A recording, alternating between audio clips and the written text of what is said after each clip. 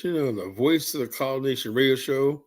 I'm the chief host with the most, the College Genesis, guiding you, the audience, to the next couple hours into some stimulating conversation, interesting debate, discussion of geopolitics, culture criticism, and all the things the College Genesis brings you, you know. When I start off with a title like "Are Black People Politically Challenged?" you know things are going to get raw here tonight. You know the spark's going to fly. So I would suggest you right now, get a cigarette, get a blunt, get your wine, get your 40 ounce, get something on right now, because there's going to be some rock and rolling show tonight with the College Genesis. You want to rock and roll with the College Genesis tonight? Hey, we're going to do it. This is going to be an explosive show tonight. I'm ready for the smoke, you know. Let me tell you something. I got a couple of videos I want to play tonight when I have to make my point. I really do believe that when it comes to politics, modern politics, Black people, not just Africans are worse. I know they're worse. Black people in general just don't have it. Just don't have it, you know. It takes a special type of person to have foresight and let's see, intuitiveness, and basically, what I'm looking for, discernment.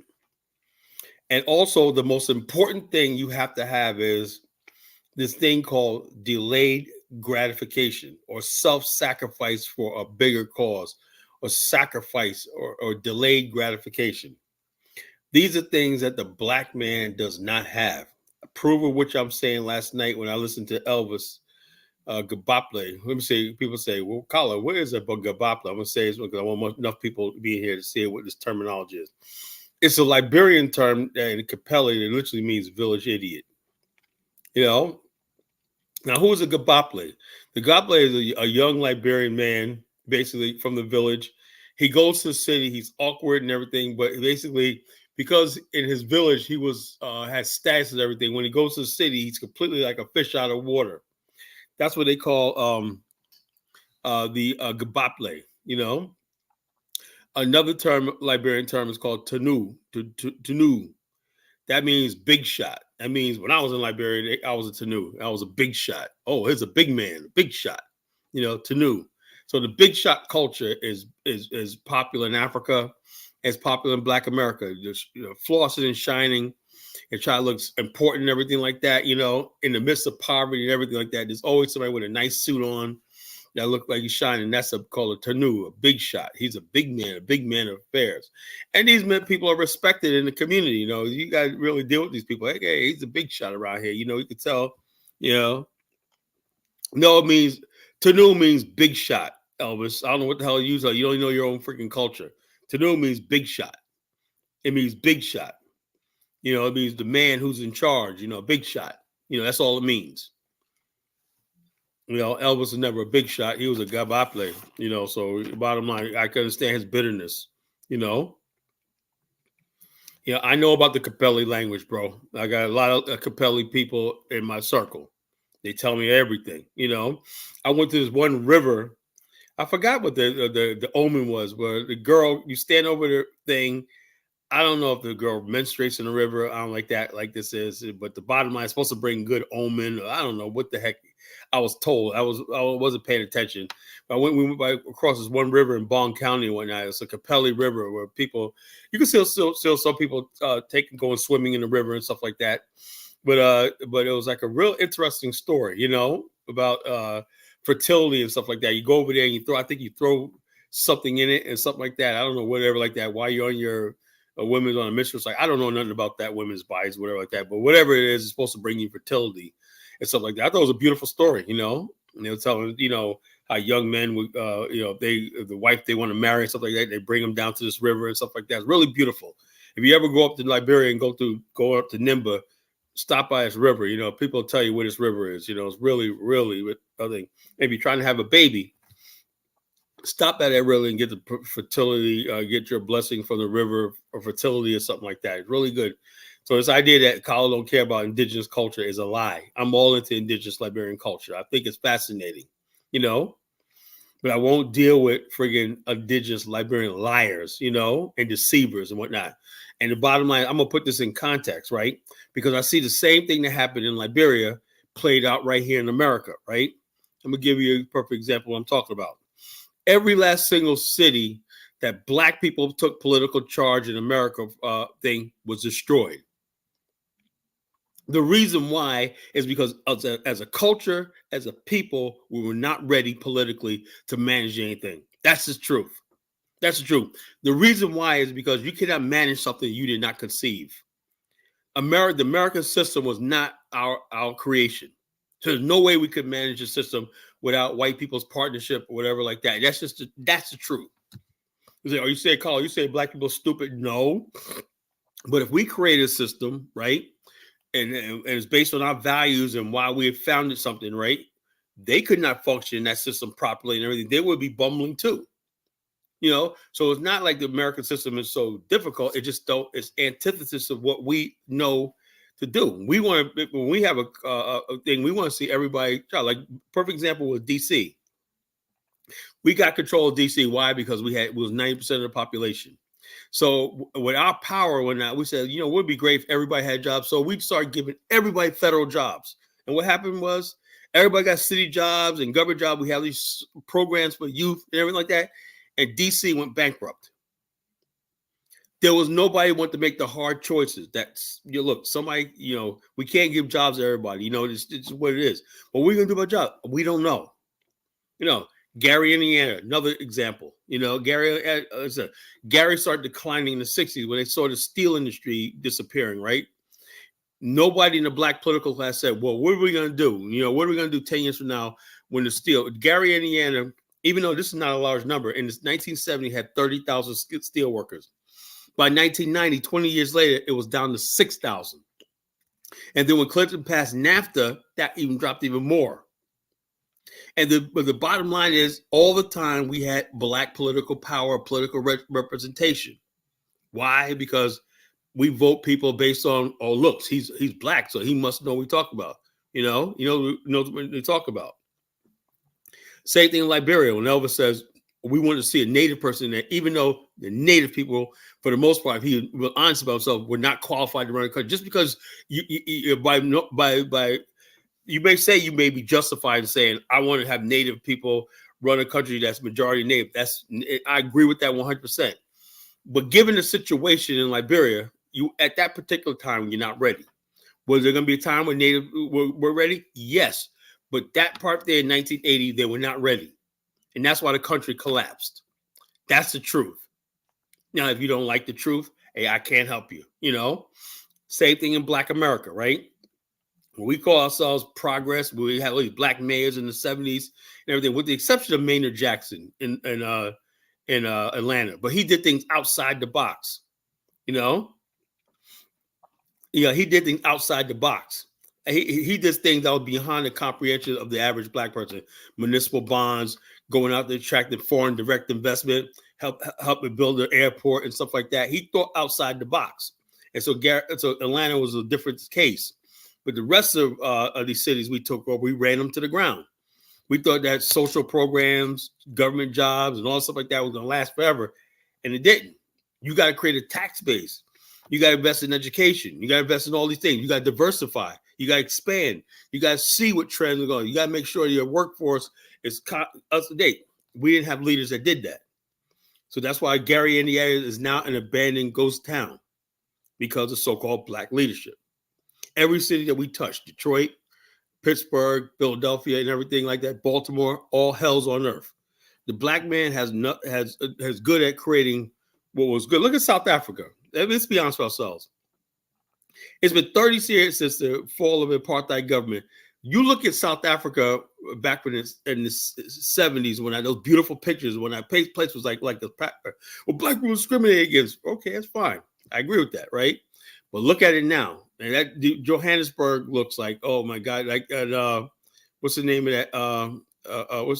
Hillbrow in Johannesburg? It looks like hell on earth. It looks like something out of Bangladesh or whatnot. I mean, it just looks a mess, you know? The white people and the upper scale black people moved on to Sandstown. Built a new enclave north of Johannesburg called Sandston. That's where Mark Blanton lives. My brother Mark Blanton lives. But Hillbrow and whatnot, even though I used to look at pictures of Hillbrow and stuff like that from the 70s, it looked nice. It looked it looked like Long Island, New York or Long Island, whatnot, the shopping centers and outdoor shopping centers and whatnot, strip malls, stuff like that, Now it looks like, God dang, man. We have a penchant for black people to take what was okay and everything. And we use the idea that we're entitled to power because we have numbers. It's called fiat. We rule by fiat. That means the black political class is like the worst thing in the world. You can't go against them because they'll call you an Uncle Tom. They'll call you a race trader, whatever like that. And the people that only people that benefit from this are these black political class people that they get that good government salary and everything like that. They don't know what they're doing. And I'm absolutely convinced that none of these people are running. I'm going to tell you something right now. I live in the city of Chesapeake, Virginia Beach, right? Chesapeake, Virginia Beach. That's one area right here. The area I live in, Chesapeake, Virginia Beach, is like one particular region, right? Beautiful. This is the best place on earth if you're middle class black people to live. It's the best, beautiful place. Large black middle class, everything like that. Nobody gives a goddamn about seeing no black mayor, city council, anything. Go to Norfolk, the city council is black. Go to Portsmouth, city council is black. Hampton, Newport News, city council, they're all black, right? Guess what? All those people are trying to move out here. That's how bad it is. They want to move out here. Why is that? Because simply black people, not just black people, we don't have it in us to make hard decisions and build something and everything. Tell people it's going to be a sacrifice. And even though it's going to be a sacrifice, we may not have much, you're still expected to obey the law and do what you're supposed to do. It's simple as that. But you don't want to do that because you feel like they're not going to vote for you and everything. You don't tell you what they don't hear. Just like they're letting crime get out of control by basically saying the criminal justice system is racist and everything. So we got to give them no cash bail and all this kind of stuff like that. They're doing that in Norfolk, right? Guys commit all kinds of crimes and everything like that. And you got these woke district attorneys and Commonwealth attorneys turning people back on the streets. And crime, Norfolk can't get a grip on crime because no one's getting punished. No one's going to jail. But guess what? You come to Virginia Beach, see what everybody knows. So you step over that city line, Virginia Beach does not play. Chesapeake does not play. So everybody knows, okay, if I go out to Virginia Beach, I may not be coming home tonight because I'm going to get a thing,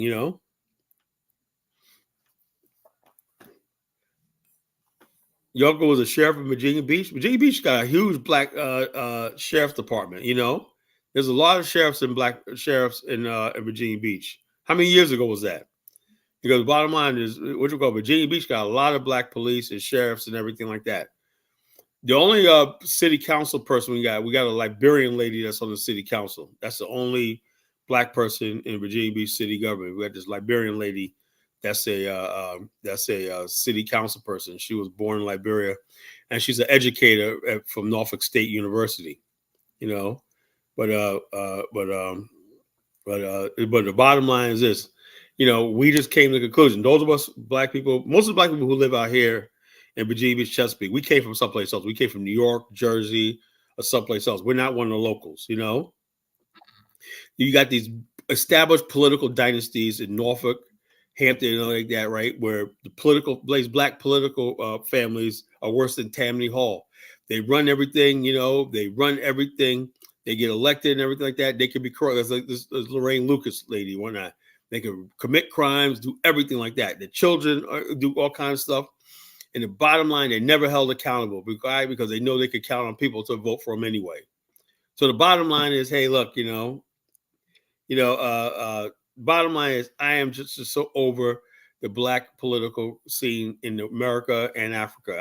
I just don't think there's any hope. I don't know. Something has to happen. Something has to give, whatever like that. But the bottom line is the idea that we could govern ourselves and stuff like that. I'm actually losing faith in the fact that black people can actually govern themselves, much less govern somebody else.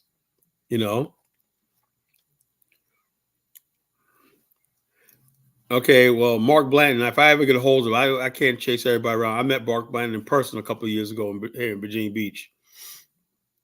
And I gave him some advice about South Africa. He took my advice, I guess, and did what he's doing. At first he wanted to sell black dolls. I said, that's not the place for that, bro. He invested a lot of money in these black dolls in South Africa. It didn't work out. So now he's doing travel and tourism, Come on, Colin. We black people can govern. I'm sorry, G. Maybe you can come up here tonight and explain to me how that can happen. I really don't believe it. I'm sorry. Maybe you can convince me tonight, Give me an example and convince me where black people can govern, can govern and everything like that. I don't see it in Africa. I don't see it in America. I think we're just politically challenged, Politically challenged. I just think that's the truth. Until we understand that truth, then we could change. We say, well, what do we need to do to make sure to get us to the next level? Well, it takes leadership. It takes people basically telling us the hard truth and the facts and everything like that, and not worried about somebody's feelings all the time, So the bottom line, this is what we're talking about tonight, folks. Our black people politically challenged, I saw this video that I saw years ago, man, like 10 years ago, right? It was called Maryland in Africa, about the Maryland experiment in Liberia.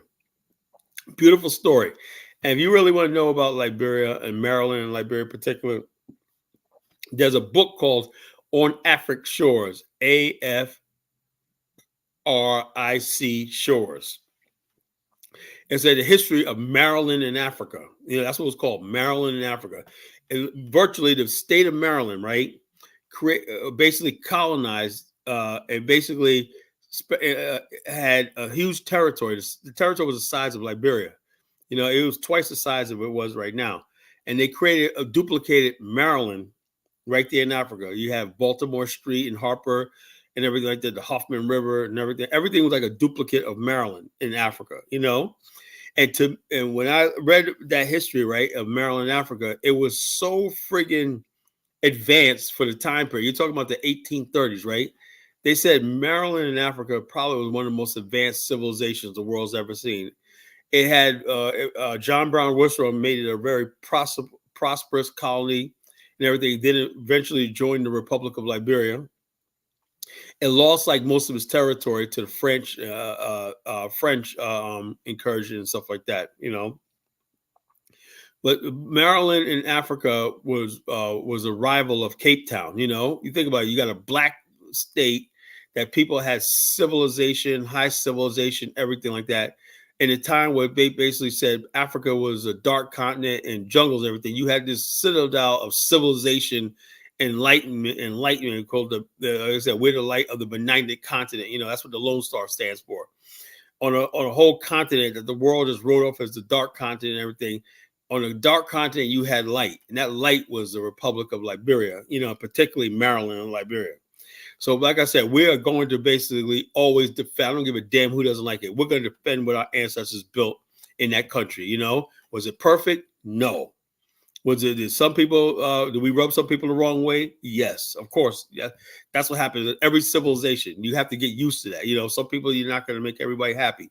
But the bottom line is this: the efforts of our ancestors who did that, right, showed the world that we're capable of governing ourselves. And the reason why Liberia worked, right, as we get back to what I'm talking about, is because it was their conception. When they wrote the Constitution, there was nobody saying over and telling, no, you can't do this or like that. They basically wrote the Constitution and said, this shall be, this shall be, this shall be. If you live in a situation where, okay, I'm going to be the mayor of Gary, Indiana, but the mayor, the city charter and everything like that, the Constitution of Mayor Gary, Indiana was written by some white folks 100 years ago and whatnot, and I'm trying to do something that was based on it. What do you think is going to happen? This is why all these cities that we think we own, Atlanta and everything like that, is never going to be anything. Why? Because we did not conceive these places.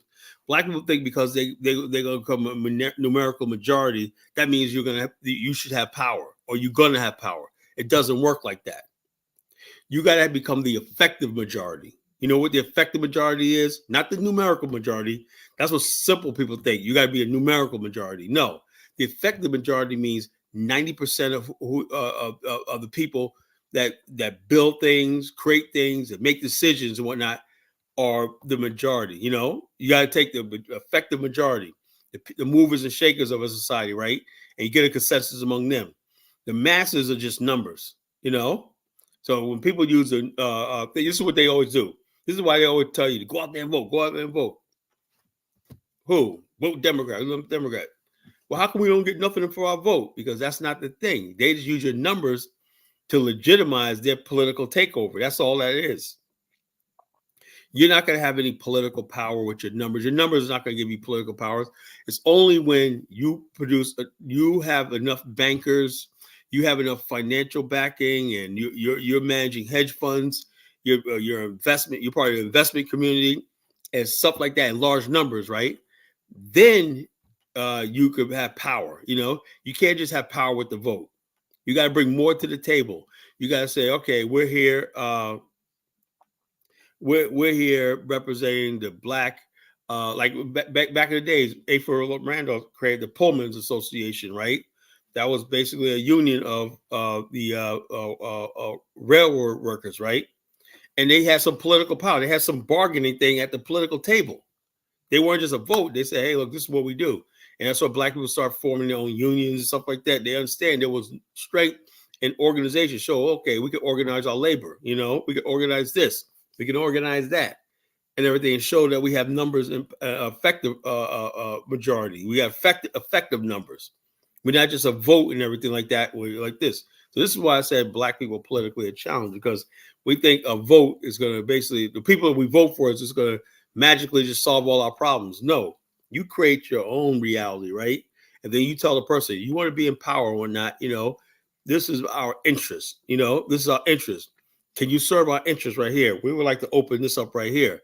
That's going to give us more jobs, more opportunity, and everything like that. What say you? Okay, I can agree with that. Okay. Are you going to propose legislation for what we're trying to build? We want funding to build this park over here. We want funding to build this building over here to make housing and stuff like this. Are you for it? We got contractors, everybody ready to go. We're organized. Okay, let's see what we can do. Well, guess what? While you're seeing what we could do, the other guy that you're running against, we're going to give him our vote because he made a commitment. That's how you play politics in this world. If you're not doing that, then you're not playing politics. So the question is, are Black people politically challenged? I just think basically Black people are politically lazy. We basically, on one hand, we want to just be Americans, and it don't work like that. Everybody's a special interest. What's your special interest?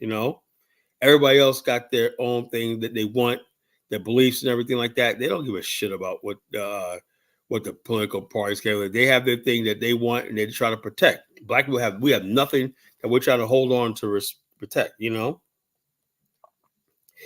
But Colin, come on, we black people can govern. I'm sorry, G. You got to come up here and prove it to me. I don't believe it.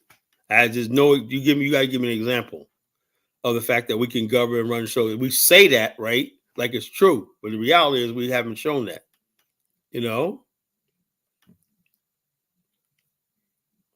So we have not shown the fact that we could do stuff like that on a real grand scale. I'm sure there's a town somewhere that is a Black mayor or whatever like that, but for the most part, every city from Los Angeles to Detroit to Chicago. Okay, where do we do this every day? Every last single. What's your definition of run things, G? Every city that Black people live in is full of crime, poverty, hopelessness, despair, violence, and everything like that. So tell me where this at. Where's your definition of happiness? Me being happy, I don't want to be around a lot of Negroes. I don't. If you guys want to do all that stupid stuff and everything like that, you want to live like that nasty ghetto life, whatnot. If you guys want to bring your stuff like this, hey, look, more power to you. I want to be around Black people that want to live good and live safe and everything like that. I want to see young kids out there. I want to see girls going to their Sweet 16 birthday party. I want to see kids going to their prom. I want to see kids going, graduating, I want to see people that have a life in them. I want to see young kids going to this skateboard park and everything. Those are the people I want kids to be able to walk home without having to worry about bullets or somebody putting drugs in their hand and whatnot. That's the world I live in. That's what I expect when Can any black community that you talk about guarantee that? No. You know? Well, I know you probably expected more from me, but look, bottom line is I am sick and tired of freaking lying. I'm telling you how I feel. I'm telling you what I observed. Now, if you got something else, I'm not here to make people feel good. You know, that is not the last thing I'm trying to do is make Negroes feel good about themselves. I love you enough to tell you the truth. You know, I'm sick and tired of lying, the cover up for black people, make us like this. No, the bottom line, we ain't doing what we're supposed to be doing. You know, all we do is lie, cheat, steal, and to blow smoke up each other's ass, telling how great we are. We ain't shit. And the bottom line, look at the stats, look at everything that we're doing in America. It's falling apart.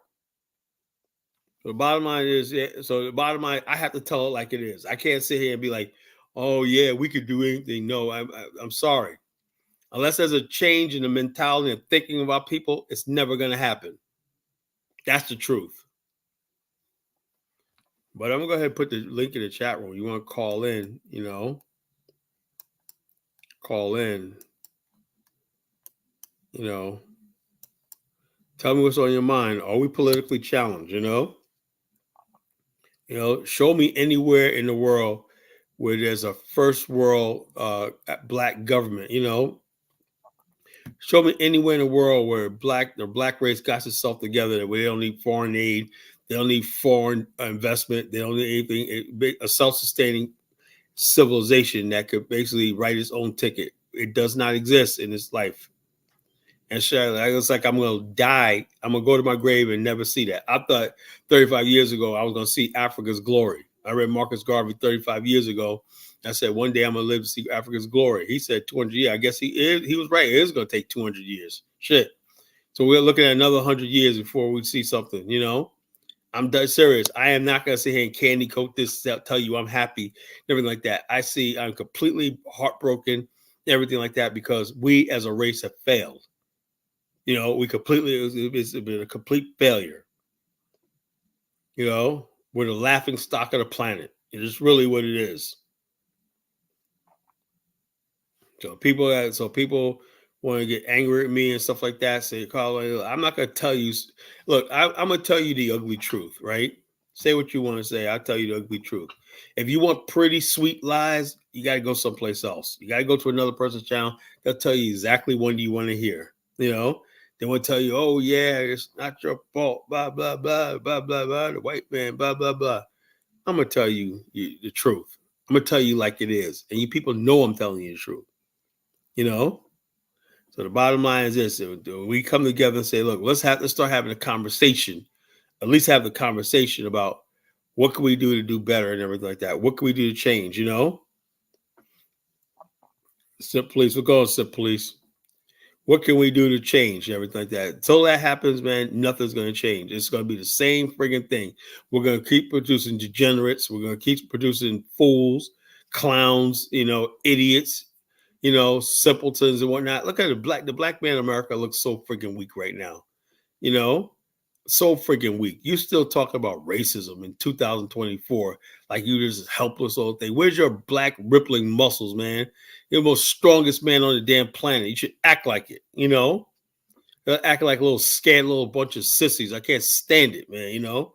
I can't stand freaking sissies, man. You scary ass niggas, man. I can't stand you, you know?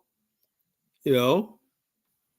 Yeah, that's another thing. I played Bomani's video last night. Man, who's doing something, right? He's building a community there in Black Star Pan-African community in Ghana. But instead of people saying, yeah, I'm proud of Bomani, what he's doing, what are the people in the chat room doing? Laughing and joking and hee ha ha and blah, blah, blah, blah, blah. The bottom line is nobody takes you seriously because you don't take yourself seriously, right? Everything's a joke to the black man, you know? You guys act like a bunch of friggin' the black man is like one step up from being a fucking chimpanzee. That's it. You know, nothing he does it seriously. He always knows, well, whatever we do, whatever happens, he knows the white man's going to solve the problems and everything. He doesn't have the responsibility that God gave every man. That God didn't tell the white man to rule over us and make decisions for us. When that we have to stand up in God's light and say, look, this is what God commands me to do. And so that it be men on this earth. We don't want to do that. We're going to give it to some stupid bimbo, Kamala Harris. Though that's what's supposed to save us now. Are you kidding me? So the bottom line is this: the black man in America. I'm sorry, G. I'm just not. I'm very disappointed in the black race in America. We dropped the ball. We decided we didn't want to be men. Every time I see some of these people, right, on MSNBC, whatever like that, they look so friggin' weak. They're always apologizing. They always apologize and always like they're about to cry. I listen to this friggin' that Ta-Nehisi Coates, whatever his friggin' name is, right? And before Congress, talking about reparations, he's crying. Well, like we went through so much. And a grown, big, strapping man friggin' cried in front of Congress. I swear to God, we should have been waiting outside that congressional hall and whipped his friggin' ass. That's what we should have done. How dare you make us look like a fool? You out there crying over some goddamn reparation when I'm crying before white people, before white women and children, before the world. You friggin' shedding tears like a friggin' little sissy. This is what I'm talking about. And so the bottom line is we don't want to do anything, build anything. We don't want to create anything. There was somebody, it does build something like Brother Bomani. Everybody should be like, how can I get involved with Brother Bomani? How can I help him out? Even if I can't give him money or like that, how can I give him my support? No, everybody's freaking laughing, joking, ha, ha, ha, he, ha, ha, and everything like that. So I'm so freaking done with Negroes, man. It's unreal.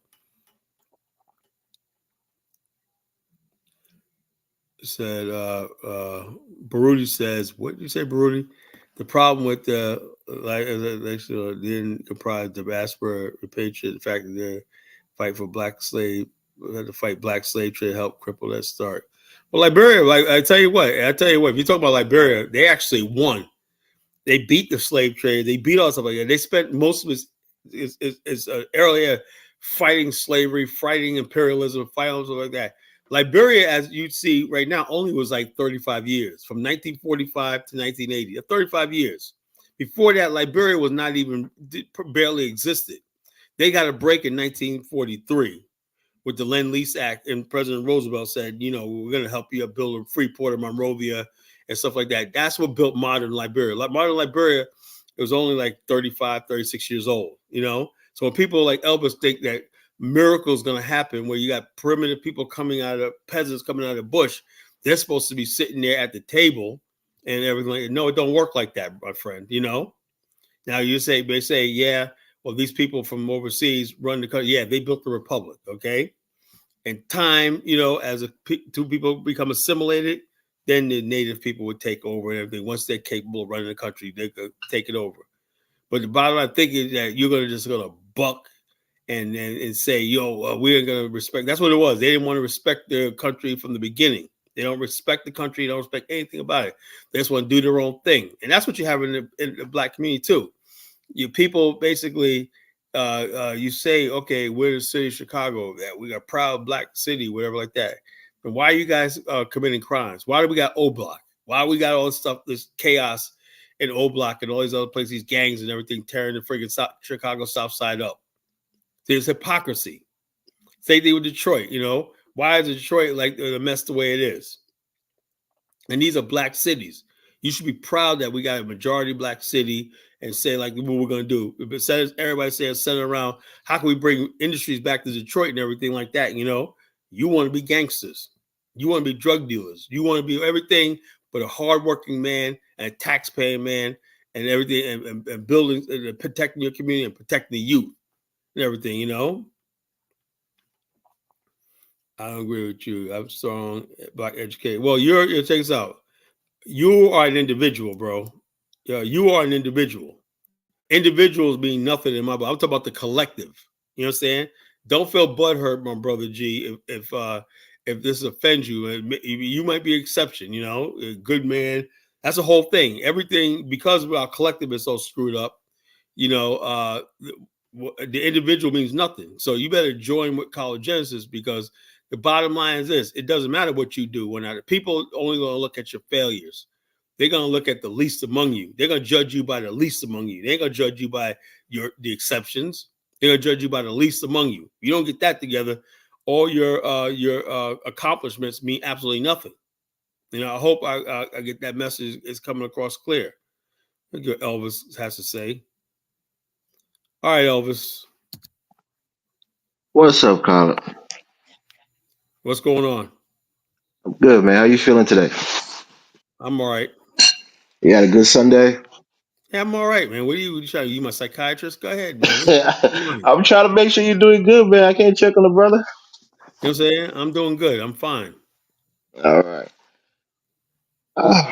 I mean, Carla, like you said, I agree with you on the fact that we are challenged as a race of people on the continent, in other places. We're challenged. I mean, there's some successes in Don't mean like the that's at the bottom of it, you got to have total success. That's what other people have. We get a little bit of accomplishment here and there, and we start relaxing. Oh, we made it when not, you know. And you say, well, what's right? Like a perfect example is Nigeria. You got Banana Island on one side and Makoko on the other side, you know. And bottom line is what it is. It's like, damn, it's like, man, Mike said, oh, I got a big house and whatever like that, you know. Bottom line, you got to fly over a freaking open sewer to get to it, you know. Come on, it's like ridiculous, you know. Ain't nothing to brag about. all right. I mean, I want to correct you on that thing, but I don't want to get into an argument. I'm tired Oh, today. go ahead. Yeah, you don't agree with me about the Kron people and your gabaples like you. When what's going on? No, that's not what I'm saying. The word Tano, right? Yeah. The word is called Tano. Is a title, but it's also a name that's given to the firstborn from a father, from father to son. Well, what I was interpreting Capelli people told me was, and I looked it up. Tanu. If we're talking about the same word, it just Tano. means simply means leader or big shot. Oh, it means firstborn. Like I I have. don't know about the firstborn, but it just means big shot, That's what I'm. That's what I'm telling you, right? big man. So there's a name called Tano. Most of the time, if you hear a man named Tano, that tells you that he's the firstborn.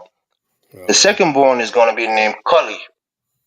So, and in other tribes, you have a similar thing. Like in the Gisi, you have Sa, meaning firstborn. You have Tamba, and then you have Fire. So in Liberia, the tribe will give their sons certain names or their daughters. Once you hear that name, you know that tells you that's the firstborn daughter in that family, or the no, secondborn or the thirdborn daughter.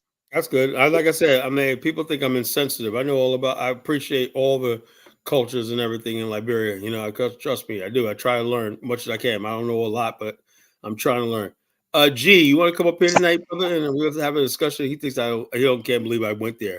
Bottom line, I gotta tell it like it is. You know, this I've been feeling this for a while. I really do believe, like I'm looking at the black political situation because it's everything's about the black political class. They was holding black people, black America back. Really, because you got black people out there like David Stewart. When did anybody listen, talk to him about politics? No, we have this So idea. let me ask you, Colin. So you think if black people becomes the majority in this country, Well, they look, shouldn't seek? Hold on, hold on, hold on. Let me ask the question. this country They is ruled. shouldn't seek political power because they're not capable or they're not ready to run this country. Look, mate. Let me tell you something, right? I'm gonna tell you this from the bottom of my heart, and I love Black America and everything like that. But God forbid if we ever become majority in any state or this country, my God, this country is finished. You know, yeah, and political power with America's finished. Okay. I'm just All dead right. serious. You know, I believe All that. right. So you think that the white man is superior in terms No, of I'm not saying. leadership I'm saying the and running culture. things? Look, this culture was created by him. How you gonna be master of something you didn't create? We didn't conceive America. We didn't write the Constitution. We So didn't go. you're gonna perpetually be the underclass in this No, country, even if you were the majority. we are the goddamn underclass. Where have you been for the last century? That's what I'm saying. So if you have Hold on. majority in terms of population, That's why you can I ascend to look. political dominance, but you Listen to prefer not to. listen to what I'm saying. That's why I make the case for.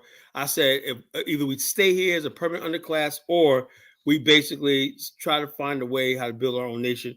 Since everyone's against that right now, we just settle for being at the bottom of America forever. That's it. You know, it is what it is. You know, and the bottom line is, and what happens is Black America is fragmented now. You got some people saying like this. Let me tell you a story. Let me tell you a story, and you guys gonna like this story. It's pretty humorous, right? There's one older chick, right? Her last name was Cuffy, because I used to always say, "You relate to Paul Cuffy?" You know, this Bantu man Dinka clown coming up here. You know what I'm saying?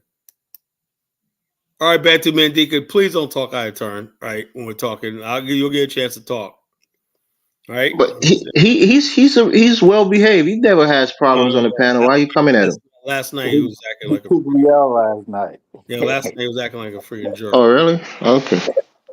So bottom line, just mute yourself and basically like this because I am I not in ain't the no mood. clown either. Not in the But mood. All right, yeah, just all right, be quiet. I'm telling a story. All right. yeah. All right. So, okay. You'll get a chance to talk. I'll let you mumble, But bottom line is, okay, this older lady, right? The last one was Cuffy, right? I always say, are you ready to Paul Cuffy? I would go, every time I see a Cuffy, there's a lot of Cuffys here in Virginia, right? I said, you like the Paul Cuffy? Oh, yeah, no. Older sister, right? She was like in the 70s, right? And she worked at this Taco Bell, right? I used to go in there for lunch or whatever like that. It was in the way Virginia Beach, Chesapeake, we have areas that overlap in our cities, right? And one part of Virginia Beach is called East Chesapeake, right? Chesapeake is older than Virginia Beach, right? East Chesapeake, right, is you could tell where Chesapeake begins, East Chesapeake, which is part of Virginia Beach, begins, and real Virginia Beach ends because East Chesapeake is older. The people have ditches, they have power poles and everything like that. When you get into Virginia Beach proper, right, it's underground cables. You know what I'm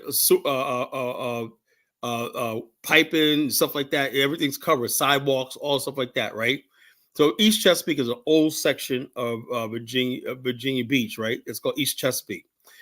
East Chesapeake has a lot of rednecks, like white trailer trash, but I'm gonna say it like that, and a lot of freaking poor blacks. It's like low poor blacks, and stuff like that. That's the East Chesapeake, right?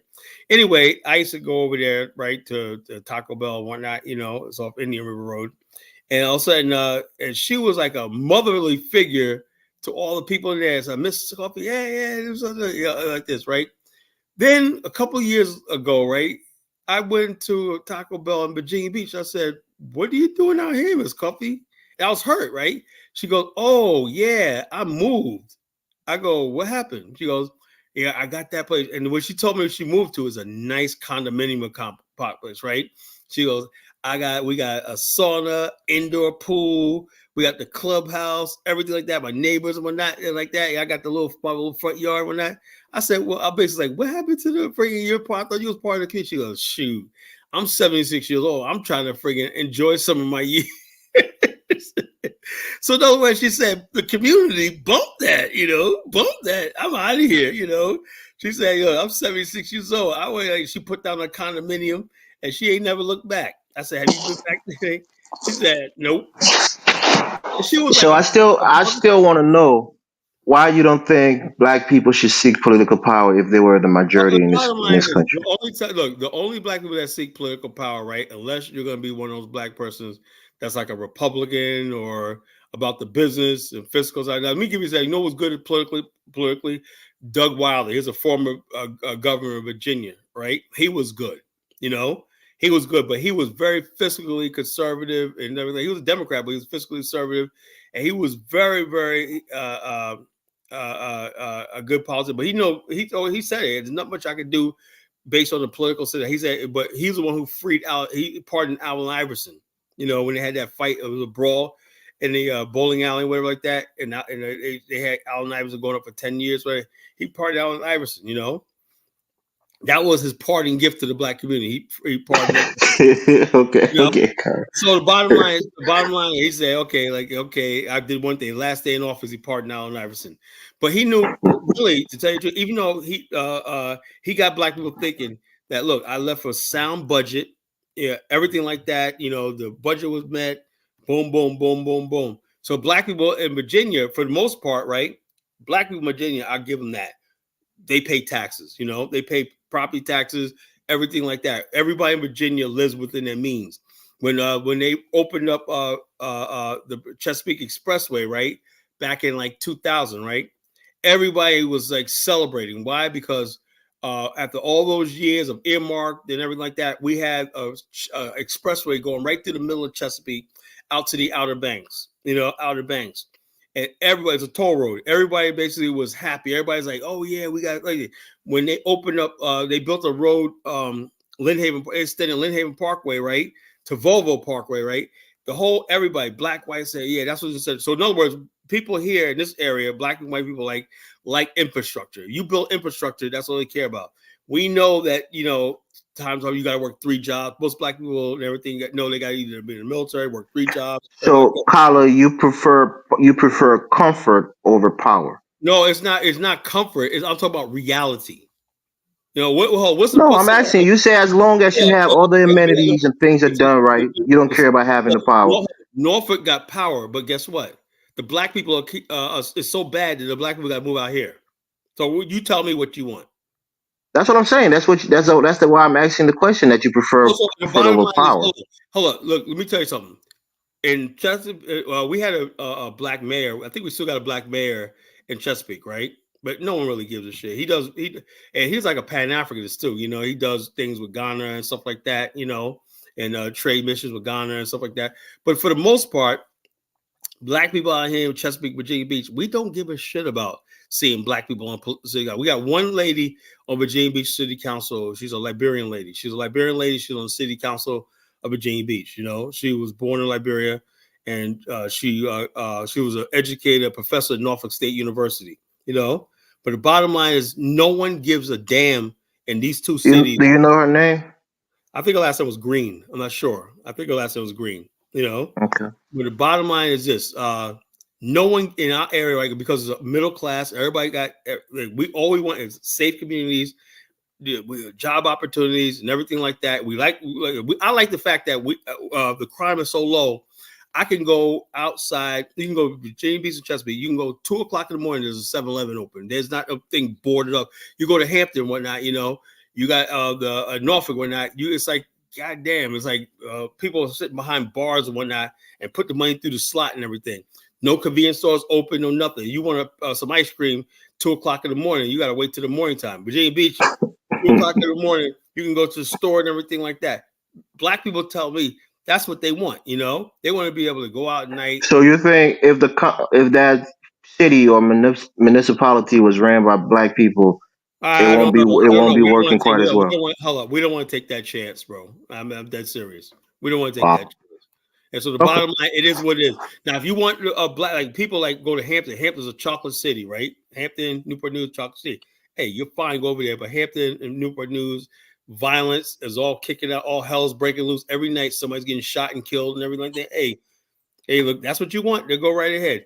And the bottom line, there's good people. I met the mayor of Newport News, right? I did an event with him one night. Real nice guy. He's a dentist. He owns a dental practice, right? I did business with him, But the bottom line, let me tell you something. I did an event. What year was that? It was like 4 years ago. I did an event in Newport News, right? We had all the major fraternities out there, sororities out there, right? And the League of Extraordinary Men. And we put on a show for the kids. We had the foam slides and everything for the kids outside, and the DJ and everything like that. But the bottom line is this: there was an eerie feeling over everybody, right? That we all have to be out of here before it gets dark. That's what the thing.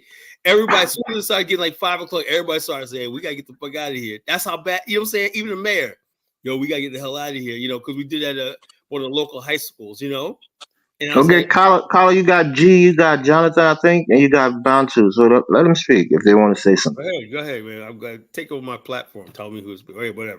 Go ahead. Contradiction, Kala. You're saying that you're saying that black people should start our own country.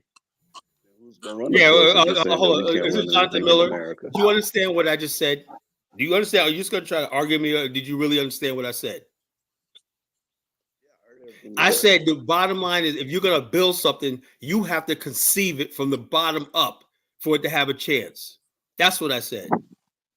And that right there is, that's why I said Liberia, yes, was a good experiment, because the bottom line, they wrote the Constitution and everything. The Republic still stands to this day, despite all the problems, right? Because black people, Hillary Teague wrote the Declaration of Independence right now, and they wrote the Constitution, and the Constitution is still used today. You conceive something, you can get a grip on it. It was revised in '85, Colin.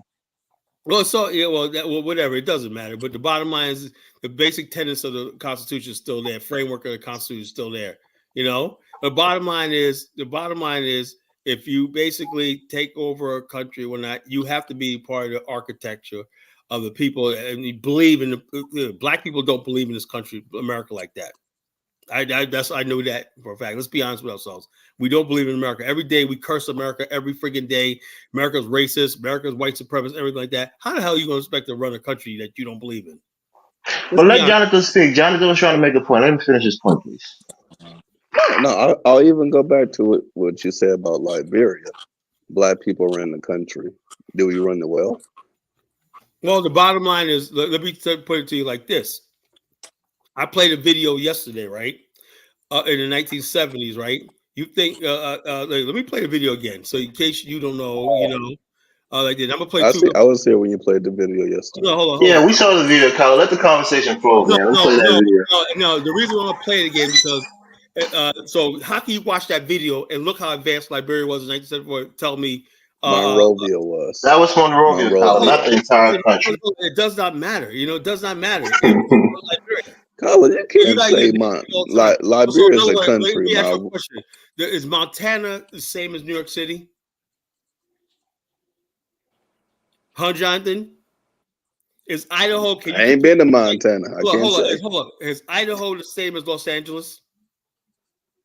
No, not in terms of industry. Of course not, right? So why would the other parts of the hinterland be like Monrovia? But when but the difference is that you can't say that Montana, Idaho is not developed like a normal country, like the rest of the country. Hold on. Most of the country was developed. Every county in Liberia. That's not true, Kyle. Every county in Liberia had pipe-borne water. I'll show you. Let me show you. Oh man! Every county. Let's move on, Kyle. No. If I got, you're gonna get in your feeling. You're gonna get angry. You're gonna kick people off. Look, I'm gonna make the same thing over and over. I'm gonna make my point. Make my point. Make my point. Every last single county in Liberia had pipe-borne water. More than any. How can you say that, Colin, when you have people living in the villages that had never even seen a bicycle? Elvis. So what does that mean? Elvis. You think those people in the huts were getting water to their homes, Colin?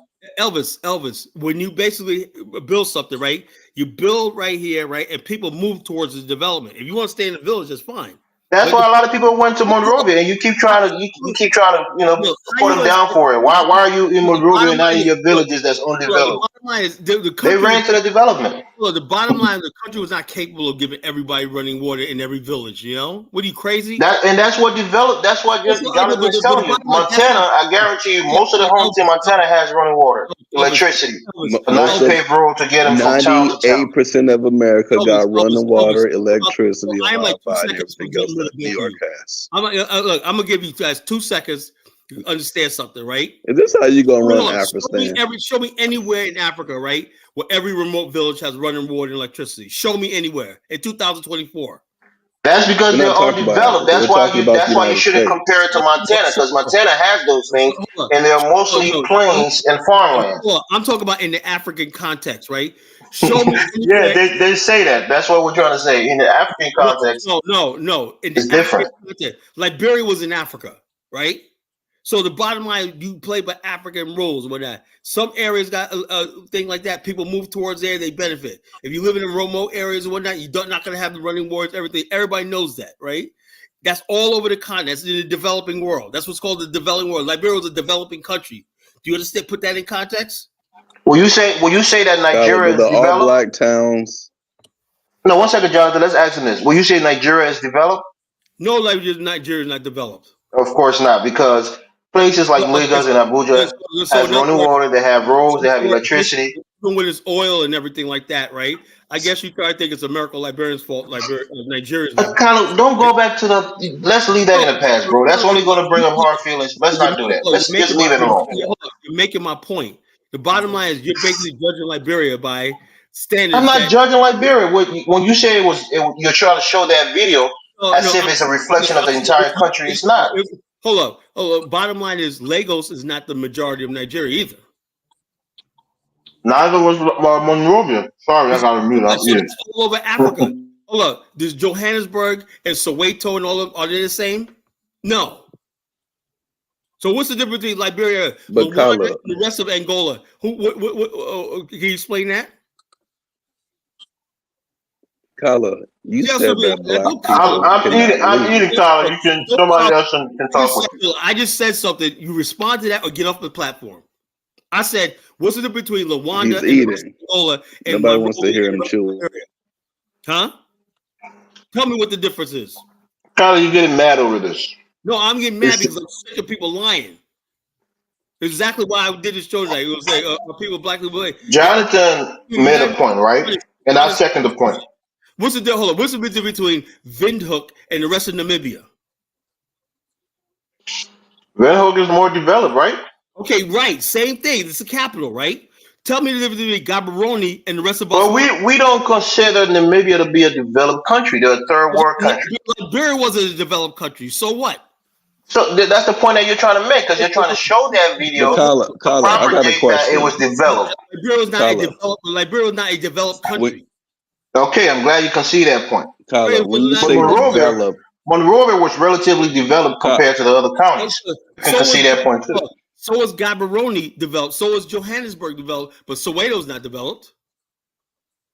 yeah, but Kala, what I want to know is what do you mean by develop? Because I could point to all black towns in America. They got running water. They got electricity. They rose the night. Their crime is low. On the grid. We're on the grid. United States is on the grid. How you gonna compare United States with Liberia? Are you serious? Wait a minute. Just because you're in America, that don't mean that you in the United States. Those all black towns, they developed by themselves, fresh out of slavery. Town in America, right? Up until now, like a couple of towns in America still use septic tank in rural areas. In the rural areas of America, you got people that use just parts of Chesapeake, right here, the city I live in, right? Just a couple of years ago, they put a sewer line in, just a few years ago. They said it was a street that was on for 20 years. They finally got the sewer line in and whatnot, So things happen, So these guys are, oh yeah, why Liberian develop? How you gonna hold Liberia to a standard that the rest of the world don't have? Look at India. Most Indians don't have toilets. They have the largest open defecation shit in the world. So you're gonna blame compare Liberia to India now? So the bottom line that was your point, Colin. But what I'm saying is that was your point, Colin. But what I'm saying is that you said that black people shouldn't leave, but we have black majority towns, low crime. Hold on, I'm giving you an example. High employment, beautiful neighborhoods, water, everything that every people in other countries flee to America for. You yourself act like you talk about you still in the drug game, So what are you talking about? Did he tell you he was in the drug game before? You know what I'm saying? So I never said that. I said I was a robber, Kyle. Look at it together. Show me the success. Show me all the success. Don't burden me. Don't burden me with the drug game. You know what I'm saying? So the bottom line is, hold up. The bottom line, I'm not trying to call you out, nothing like that, but I'm just saying, please, when my version of success. No, I'm just saying, get my profession right. I was a robber. Hold up. My version of success is success, not no friggin' Negro success, but success. I don't accept half best. Either you're successful, it works, or it don't. And I'm looking at Gary, Indiana. Gary, Indiana is now a ghost town. Nothing there. Can you explain that to me? I've seen the population of Gary, Indiana increasing and black home ownership increasing the same way in Detroit also. Stop it. Ain't increasing nothing. That's all black. You can look this up, Colin. It ain't going nowhere. Gary, Indiana went from 30,000 steel jobs to down to zero. Has no tax base because the jobs were sent out the country. Is that their fault? Every place. But why didn't the black community get a grip on that and saw that coming? Because they don't have the economic power, Colin. They don't control their own economic destiny. The same reason why no other community got a grip on it either. Let me ask you a question. Why was Maynard Jackson able to save Atlanta? He saw things leaving. He brought business there. Gary failed. Maynard Jackson succeeded. So don't tell me. Maynard Jackson, I admire because he did the right thing. I'll give you credit. So black people can lead, Kala. Certain is what you're saying now. Black people think like I can lead, not the masses. Not of black you, people. but Maynard Jackson. Wow. People like Maynard Jackson. I think like Maynard Jackson. Okay. I know the majority of Negroes cannot lead.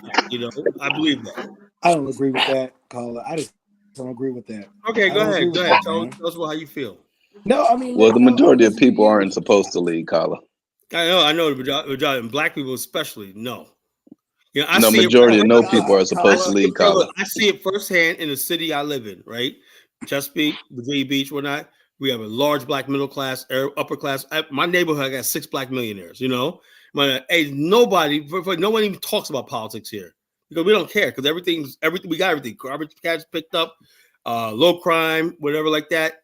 Opportunity, everything like that. We constantly new shopping centers open up every day. Whatnot. We got a casino Are here. they black owned? Yeah, they're black owned. Well, we got black owned businesses here. Yeah, we got 5 No, I star. mean, are they majority black owned? No, look. We have a lot of black owned restaurants here, and bars and nightclubs and everything here. Only some of them are black owned. The rest of No, them are owned some by of them. white. But majority. Hold on. I'm gonna say something, but enough.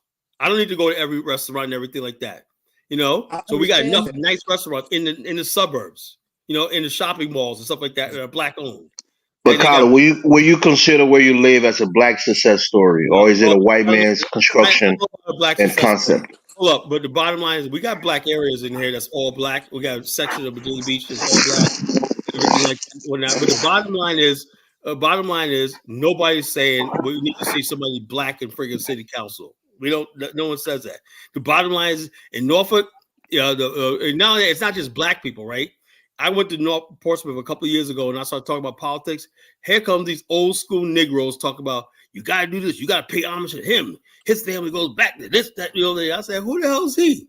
Oh man, you want to do something? Kyle, now, it's human nature. People want to see proportional representation that reflects them. You go to Portsmouth. Human nature. Hold up, Portsmouth, right? These friggin' crooks ran the city to the ground, and when now white people are taking over Portsmouth or not because these Negroes ran the city to the ground, but they sent their kids to the best schools, everything like that, because they have these political dynasties, you know. Carla, I thought you changed from that perspective of castigating your people. I mean, you have such disdain for black people, Carla. I'm not castigating my people. I'm castigating the political class of Black America, which is the enemy to black people. That's what I'm castigating. You understand? The political class of Black America don't want anything. The only thing they want to do is make sure their nest is feathered and they get their money. It's not always because they're fighting. They're fighting a political war. I agree with that, Kala. A lot of the political class that black people tend to, you know, put in power, especially in places like Congress, they're not even Black Americans. They're from other countries. The bottom line is the Congressional Black Caucus, right? The bottom line is not from America. Here, you tell me what the Congressional Black Caucus do for black people. They're Democrats. They're not black. They're Democrats. You know, they follow the LGBTQ, illegal immigrants, all stuff like that. They're on code with all stuff like this, DACA and everything. The black community, they have not done anything for the black community. Why? Because they vote. Yeah, because they're not black like us, Kala. Okay, so the bottom line is, and the same thing what I see in these cities where I'm saying like that. The black so-called, they got a black face up there, but they're doing the bidding of white businessmen. That's why the white business community loves these black leaders and whatnot. Why? Because they can rape the city and everything like that, spending money on contracts that are unnecessary and everything. Black people rubber stamp anything, you know. Then when the city falls into debt and everything like that, oh, it's the Republicans and racism, white supremacy. So the white man is right, Carter. Don't give black people power because they don't know what to do with it. Don't give this right. Look, the bottom line is black people are not going to get power in this country because, first of all, before you have political power, you have to have social power and economic power. Socially, black people are fragmented in this country. We don't have anything that we rally around. The social power leads to economic power. Economic power means political power. Political power basically elevates your social power, which elevates your economic power, which gives you more political power, and it keeps spiraling into a circle. Black people don't have any social power. That means we're on the bottom socially, and we're bottom economically, and that means political. The only thing we have is a vote. So all I do is vote. Black people have social power. Kala, just out of curiosity. Their entertainment, the sports. So you're gonna sit here and insult my No. No, that's part of the society. I don't want Kala to get away from that. Is part of the society. So what do you mean? You think social doesn't include black people? And what right? Black people have a lot of social power. They're very influential on the social conscience of this country. We have no damn social power. They do.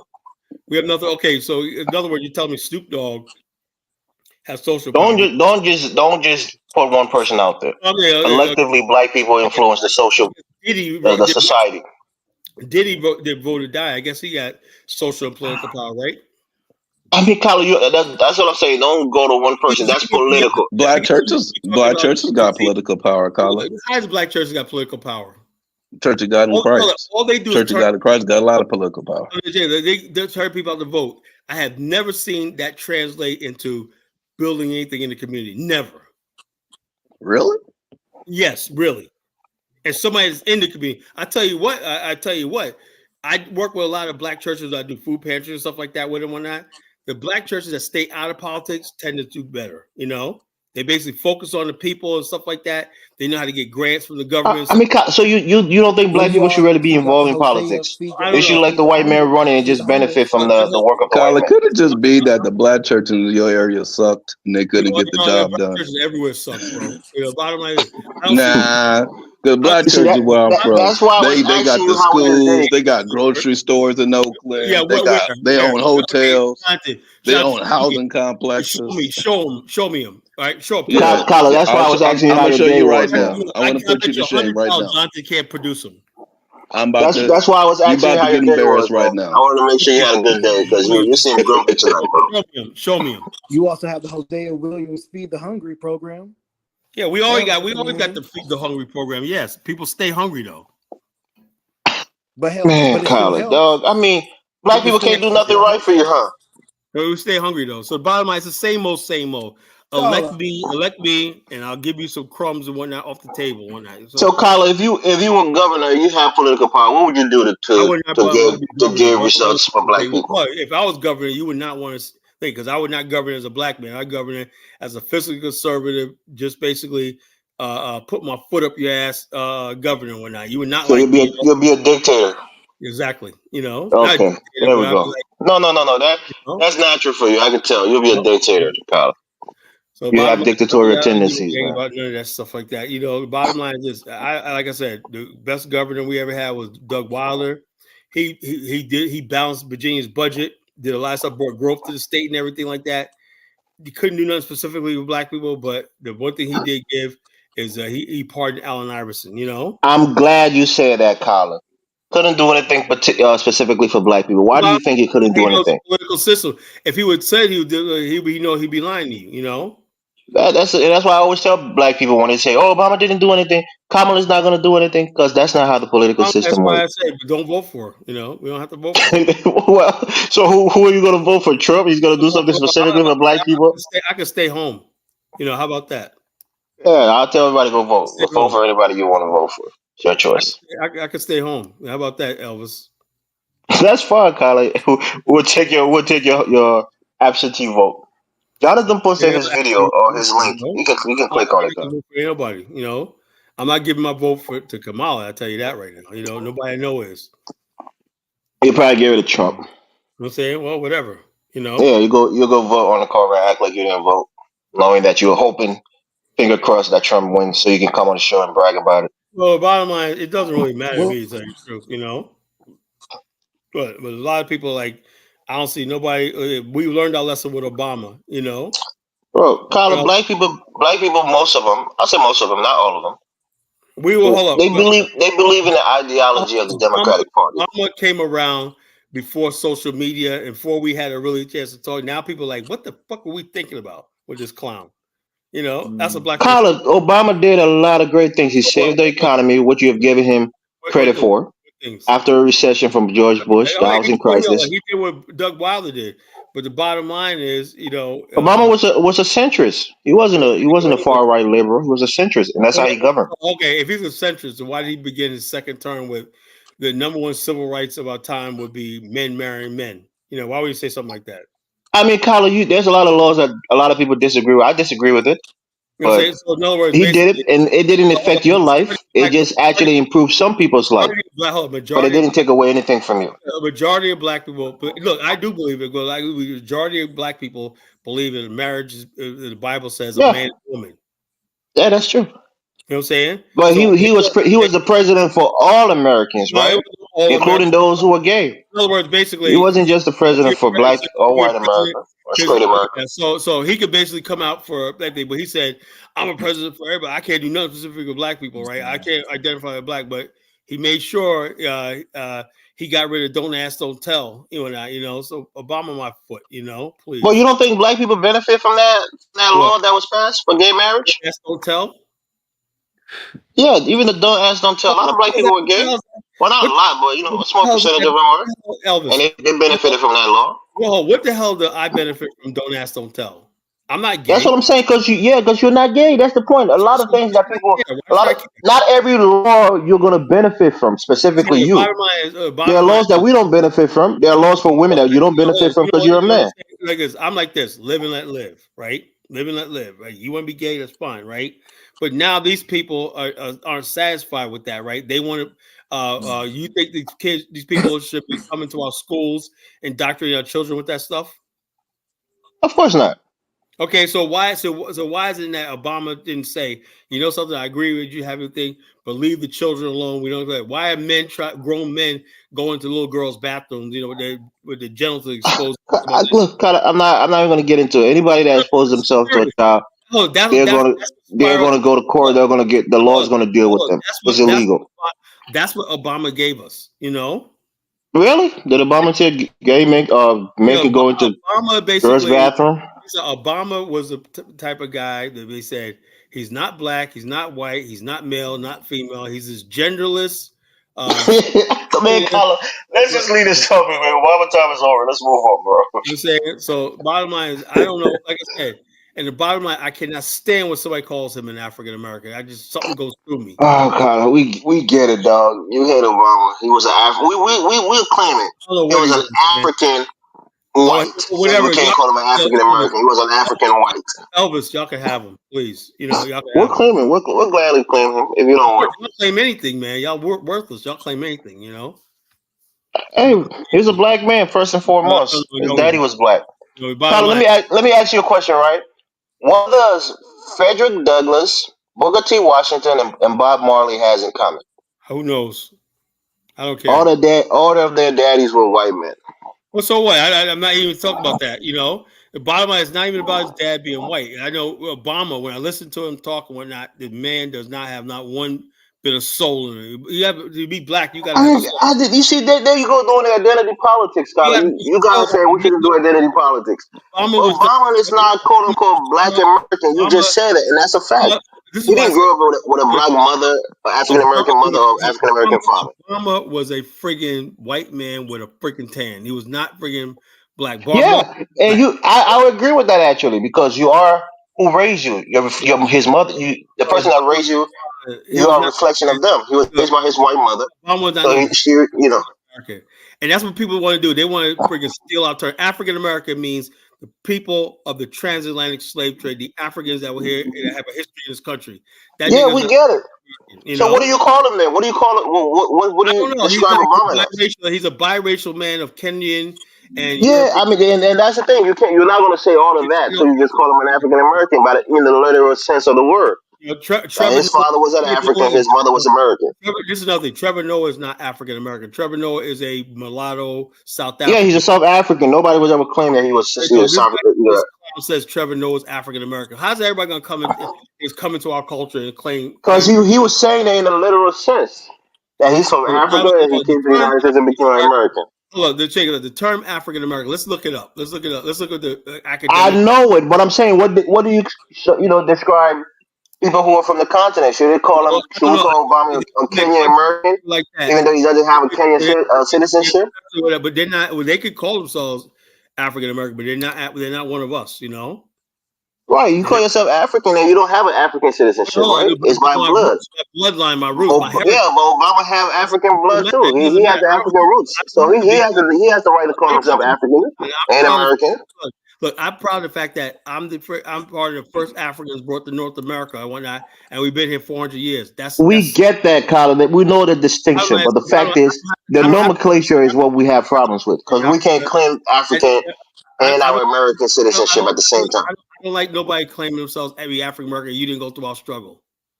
We're African, Colin. You say we can't call ourselves Africans? But you're not African American, Where we? So if I were African, I have an American citizenship. How do I consider myself? You got to take that up with your American government. You're Liberian. actually. Colin, you wanna take the name? I mean, come on, you can't just take the name and hold on to it. Man. You're saying the bottom line, here it is, right here. We don't got to see it. We agree with it. African Americans has been referred to that as such. African American, look, it's a good time. Also known as Black Americans or Afro American. Ethnic group consists of Americans with partial, total ancestry of the Black racial group of Africa. Thank you. Okay, there African you go. American. So is Obama part of the Black racial group of Africa? No, Partially. hold on. We're not finished yet. Partially, by that definition, he's part of the Black racial group of Africa, Colin. Let me finish. Let me finish the statement. The term Okay, African go ahead. denotes descendants of the enslaved Africans in the United States. He's not one of us. African We American. get it, but he has African ancestry from his father's side. That's not him. He's not our African ancestry. His mother is American. His father is African. He doesn't have our blood. We get it, Colin. He doesn't have your blood. He actually does. He has some white blood. You might have some white blood. It's part of your blood. You don't have our blood, then you're not one of us. Simple as that. We'll claim Obama, Colin. We'll take him back. Slave people within the boundaries of the present-day United States. Thank you. While some Black immigrants may identify as African American, the majority of first do not prefer the nation of origin. That means you're a Liberian. You stick with that. African Americans are West. Well, yeah, you call us African, right? Yeah, you're an African. These African immigrants, continental African. You use that term to describe us. Why can't we use it to describe ourselves? In the 20th century, 21st century, immigration has played an increasing role in the African American as 10% of Black Americans are immigrants, 20% are either immigrants or children of immigrants. Barack Obama, first so-called only African American president elected. Why are they fucking this bitch Kamala Harris? This is what I'm talking about. I mean, Kyla, come on, man. Come on, show some respect. Come on, man. First vice president. She's not African American. What the fuck? This is what I'm saying. These people, man. They put it there that those are the same people who are distinguishing or delineating the lineage, but they put it on the Wikipedia. I just think basically the bottom line is the reason why we are politically challenged is because Black people don't even want to put their foot down and say who the hell they are. How the hell is Kamala Harris an African American? What the fuck is that? You can't just go from being an Indian and then now suddenly you're an African American because it suits you. See what this person is saying. This person, Cotton Top, he's saying that his birth certificate says he's colored. So I guess we can refer to Black Americans as colored because they're not Africans. States that I'm colored. The word African is not there. I don't know what the hell he's talking about. He said, you got to read it, Colin. You just mumbling. Obama had an African father and an American mother. Yeah, that's good for him. Therefore, he is of African. Comes from Kenya. He is African American. Who has nothing to do My with birth certificate states that I am colored.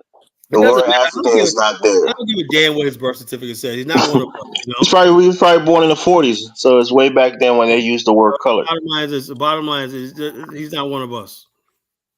I get it, Kylo. He's not claiming to be. He told you about his father being from Kenya, a Harvard professor. Like I said, his mother being a white Irish woman. People thinking I gotta defend this guy. This guy was the worst president we ever had. Really, Kylo? He saved the economy in 2008. Hold on. I think Biden's worse than he is. He did. Obama did a lot of good things, especially in that first term. He really recovered the economy from almost going to a depression. How? We had a housing crash, Carla. We had the housing crash, and then you have Bernanke and then they did what is called quantitative easing to put more money back in the banking sector. The economy had retracted so much that naturally it was going to come out by itself, with or without Obama. That's not true. I mean, Colin, man, I don't know why you just hate Obama, bro.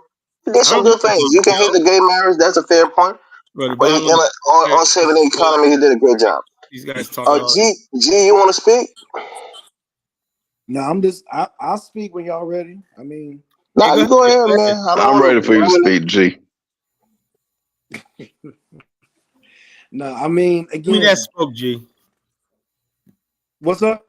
Give me that smoke, man. He was like saying, give me that. I want to hear it, man. I ain't gonna get mad. No, you believe Black people politically are ready? I say no. I don't think we are. I do believe. I know we don't. I know we're ready. I've seen. Okay, where? I've seen it in certain parts of Philadelphia, Pennsylvania, with the Well, mayor really? Sherrill Are Parker. you guys say Philadelphia? Are you kidding me? You know? No, I'm not kidding you. Yeah, I'm not kidding you. I mean, I also seen it in certain parts of Delaware and also Maryland.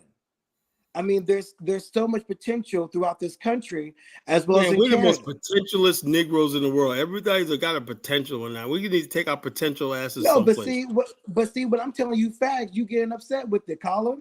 You know what I'm saying? No, I'm saying You like getting this. upset with it.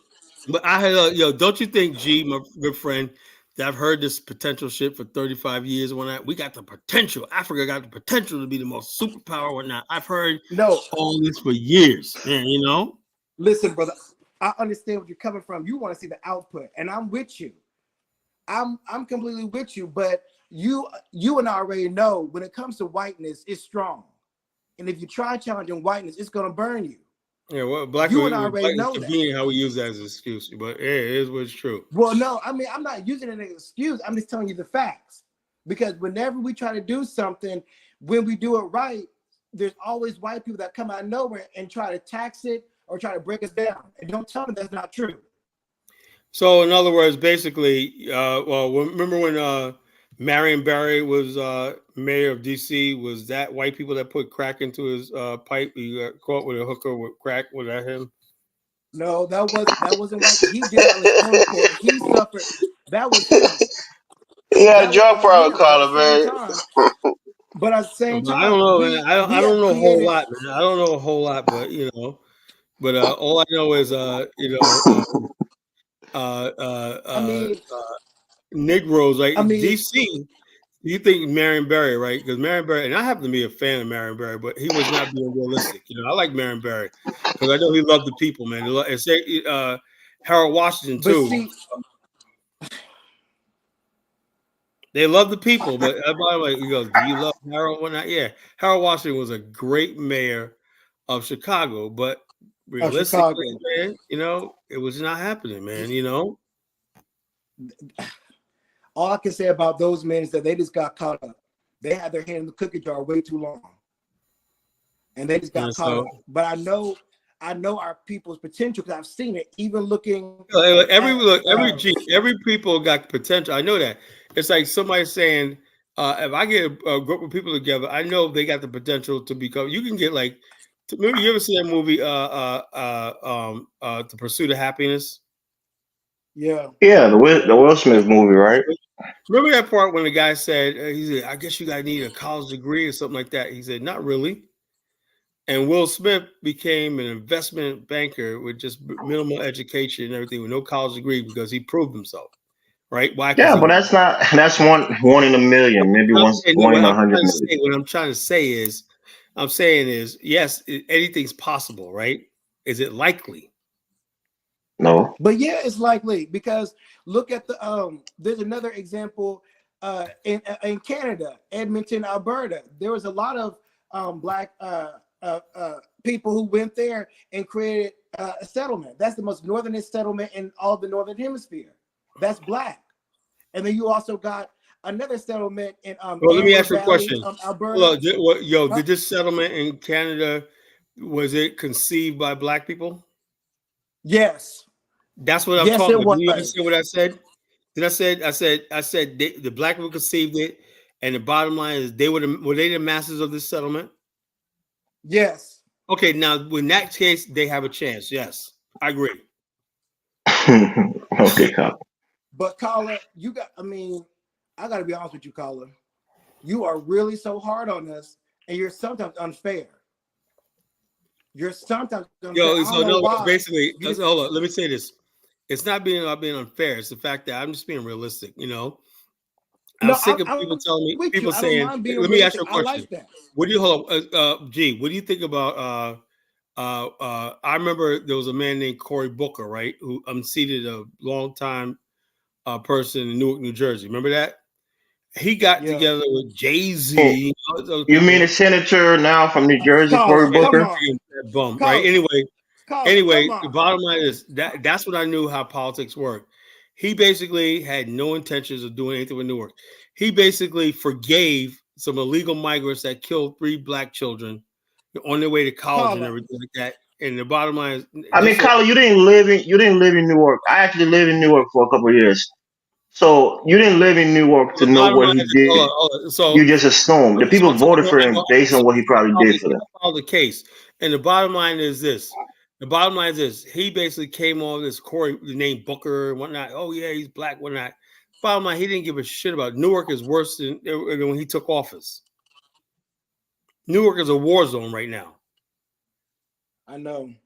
Newark was a Especially war north. zone when I was there in It's 2006. always been a war zone. So this guy comes in and telling you how he's going to be hope and change and Well, all he's this. not a senator for Newark. He's a senator for New Jersey. So the bottom line is, hey, look, the bottom line, Newark was just a stepping stone. Just like Barack Obama running for state senate in Illinois was a stepping stone to his political ambition.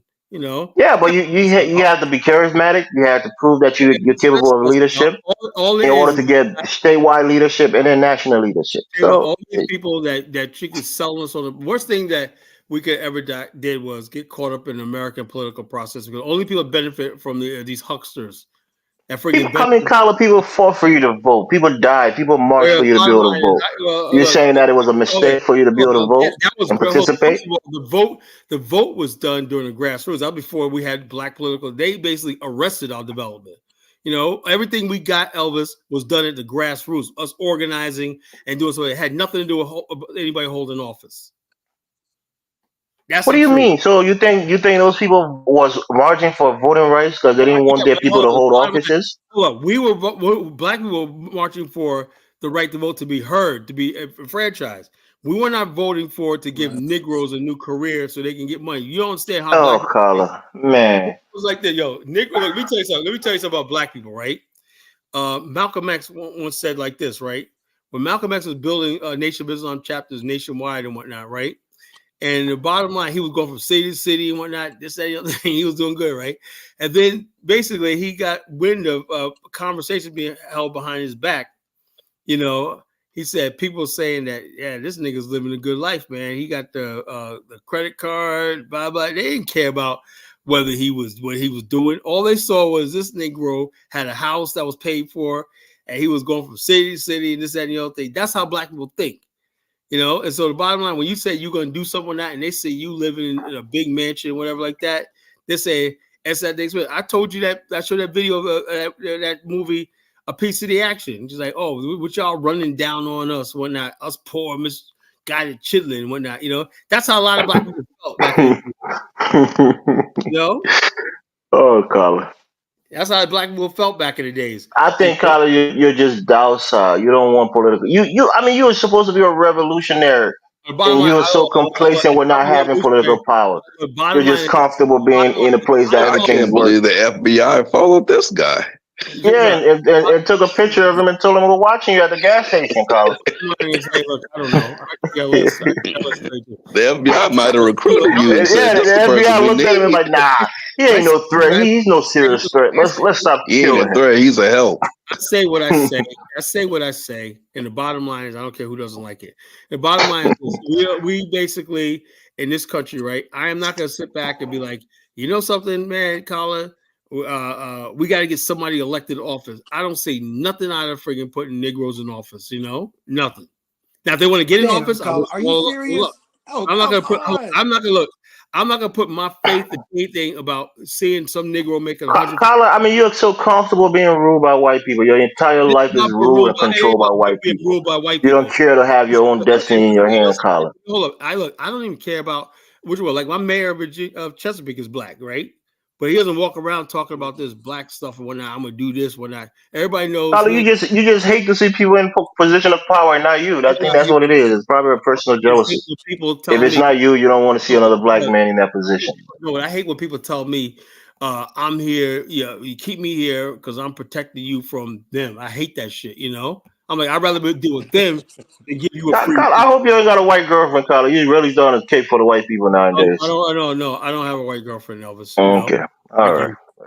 Finger crossed. Mhm.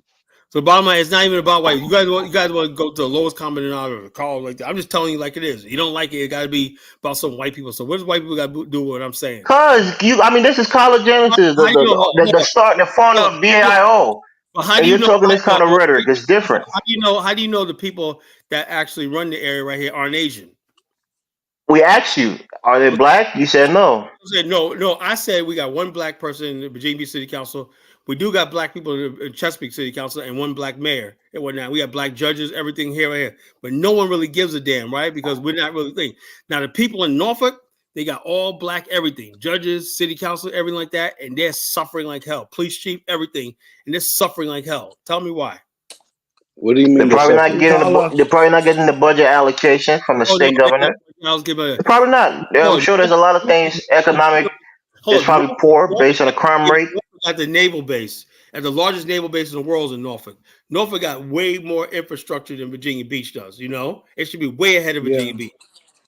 Is it a Yeah. way bigger city than Virginia in Well, terms of it's population? Virginia Beach is bigger, but the bottom line, Norfolk's more developed. Norfolk got a downtown. It has flyovers. It has So you everything. said Virginia Beach is bigger in But it's terms also of very heavily population? political too. Because it's just all residential. You know, it's just a residential mostly. Yeah. But it's Okay. also a lot of politics too. You got a lot of Yeah, I mean, political I don't live there, so I don't know what their problems are. But I'm sure they have some issues. You got old school black people and whatnot, you know, that go way back. You know, they're entitled. They think they run everything and whatnot.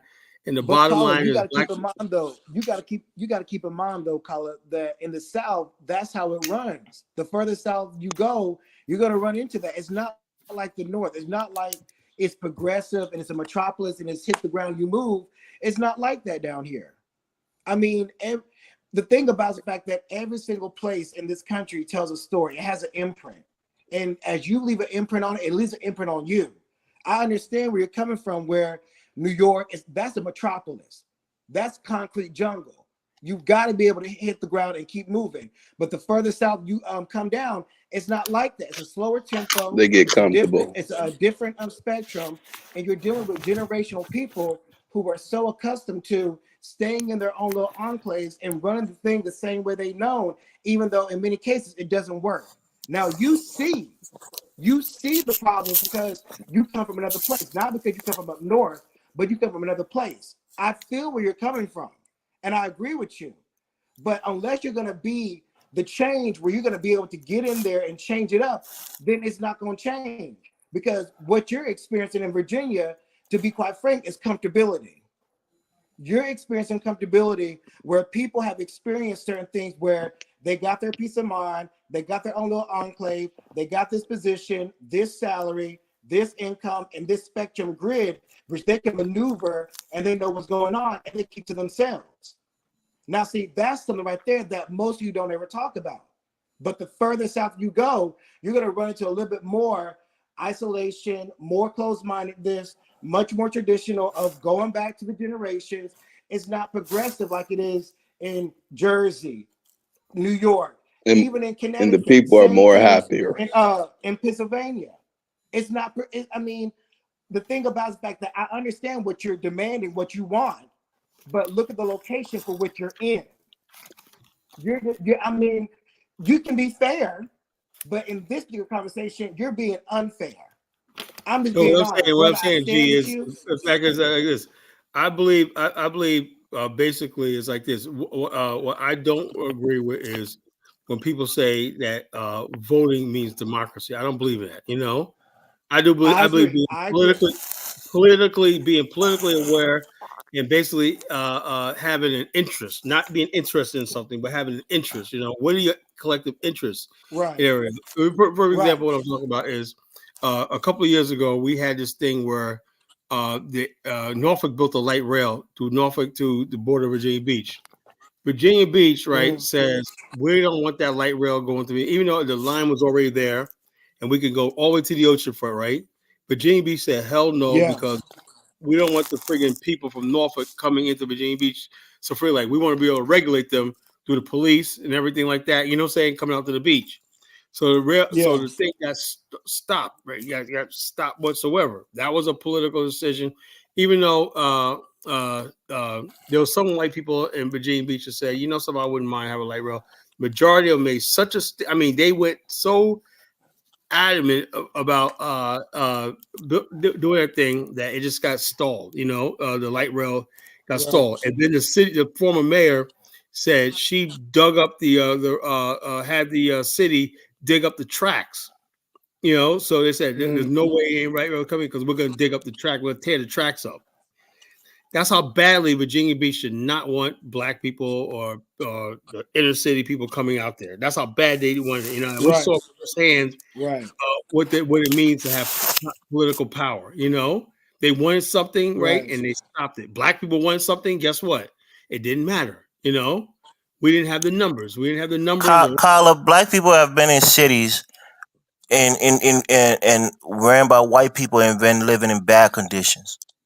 So it's not only when black people are in power, it's when black people suffer. I know that, but I'm saying is in New York City, black people have their own little enclaves and everything. They're really worried about the like we got nice black communities in not nice, but better. Black people struggling on that. But I don't really think there's a connection between the political thing, like unless you're talking about jobs. Somebody could bring in more jobs to the city, like sanitation, teachers, stuff like that. That's what, or something like that. But for the most part, black people don't really benefit. Now they have like things like a curfew, things that directly affect the black community or whatever like that. It really don't matter who in big cities like New York really what happened, because black people know they got to go to the MTA, get on a train, they got to do their job, they come home when they're isolated in their own communities, they're isolated.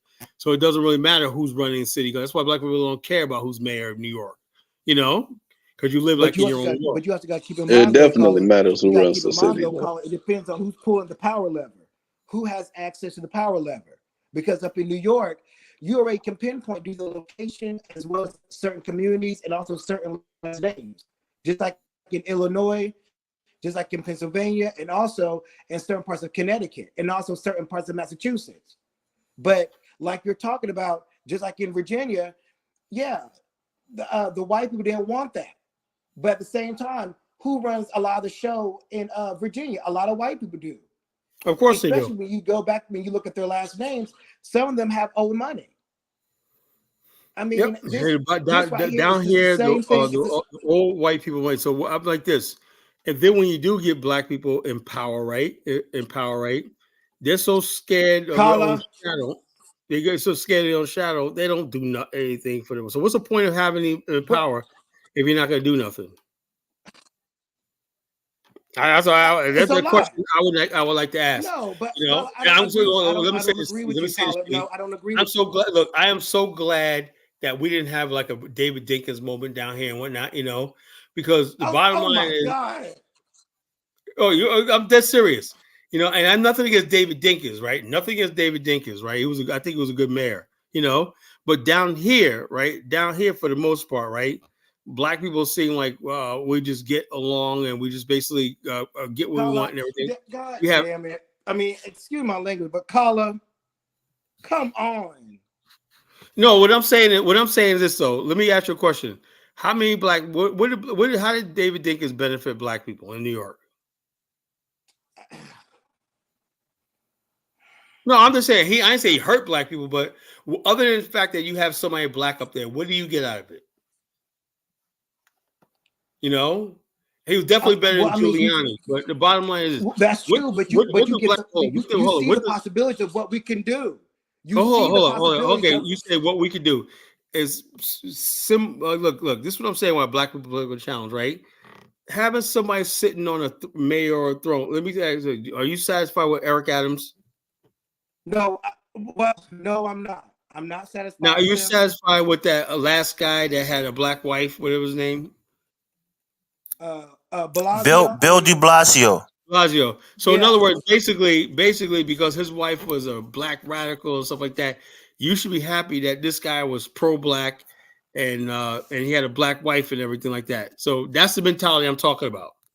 De Blasio was a nightmare, right? Can we agree on that? Eric Adams, right? Yes. He was a freaking clown. Can we agree on that? Yeah. Okay, that's what I'm saying. But black people, right, voted for him overwhelmingly over Curtis Lee or the Guardian Angels. Man, don't mention that. Well, I'm not even going to get mad at it. What I find interesting is that you can see this in Black America and in Africa. You can elect a good leader all you want, but if the people don't get their shit together, it don't matter who's leading it. Well, that's my point. My point I'm trying to make is So it's black people basically, instead of saying, look, let's organize our community, have a plan of action, everything like that. And then whoever is mayor, because we said this is our agenda. If you want to get elected, this is what we're trying to do. This is what we're trying to build. This is what we're trying to do. This, you want to support this, blah blah blah. There is no plan. Show me the plan Black America came up with that we could pitch to any political part of the political machine. Nothing. But Kyla, like you said, a lot of these black neighborhoods and communities are not exclusively African American. So these people have their own, community structures within those communities. So basically, there is no black community. So what's the point?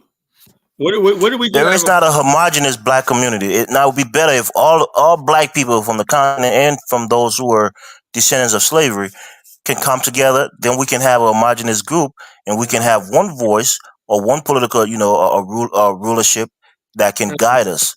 But we're so different. We have different ideologies, different identifications. So we're separated. Bottom line is, what about the fact that, okay, now you have like this thing going on now where you got a lot of Caribbeans basically voting people or people because the person's a Caribbean background. That's what I'm saying. People vote their own interests. All politics is local because they don't feel like they're African Americans. They don't whether it's that they don't feel accepted as African Americans or whatever it is. Just like I said, black people are politically challenged. But see, now if you had an agenda, if you had something to do, you wouldn't care if he's African American or not, because you're getting your interest needs met. But these people have nothing. We have nothing on you care, Kala. You care. You just said that Obama is not African American. Kamala is not African American. You do care, and a lot of people do care. What I'm saying is, I'm talking about local politics, right? I'm talking about the fact that if let me give you a perfect example of what I would talk about. I don't really care if, like I said, we have a city council person in Virginia Beach. She's a Liberian lady, like I don't care about that. I don't care if she's Liberian. Of course you don't. If she was Nigerian, Liberian. Yeah, if she was Nigerian, you care. Is that person what they say is American Liberian? That's why you don't care. I don't really know. Because you have some connection to Liberia, so you probably don't care. But if she was Nigerian, Kyla would have smoke for her. Make a big deal out of it. They serving jollof rice at city council meetings. All I know. Tyreek. Can I get some jollof?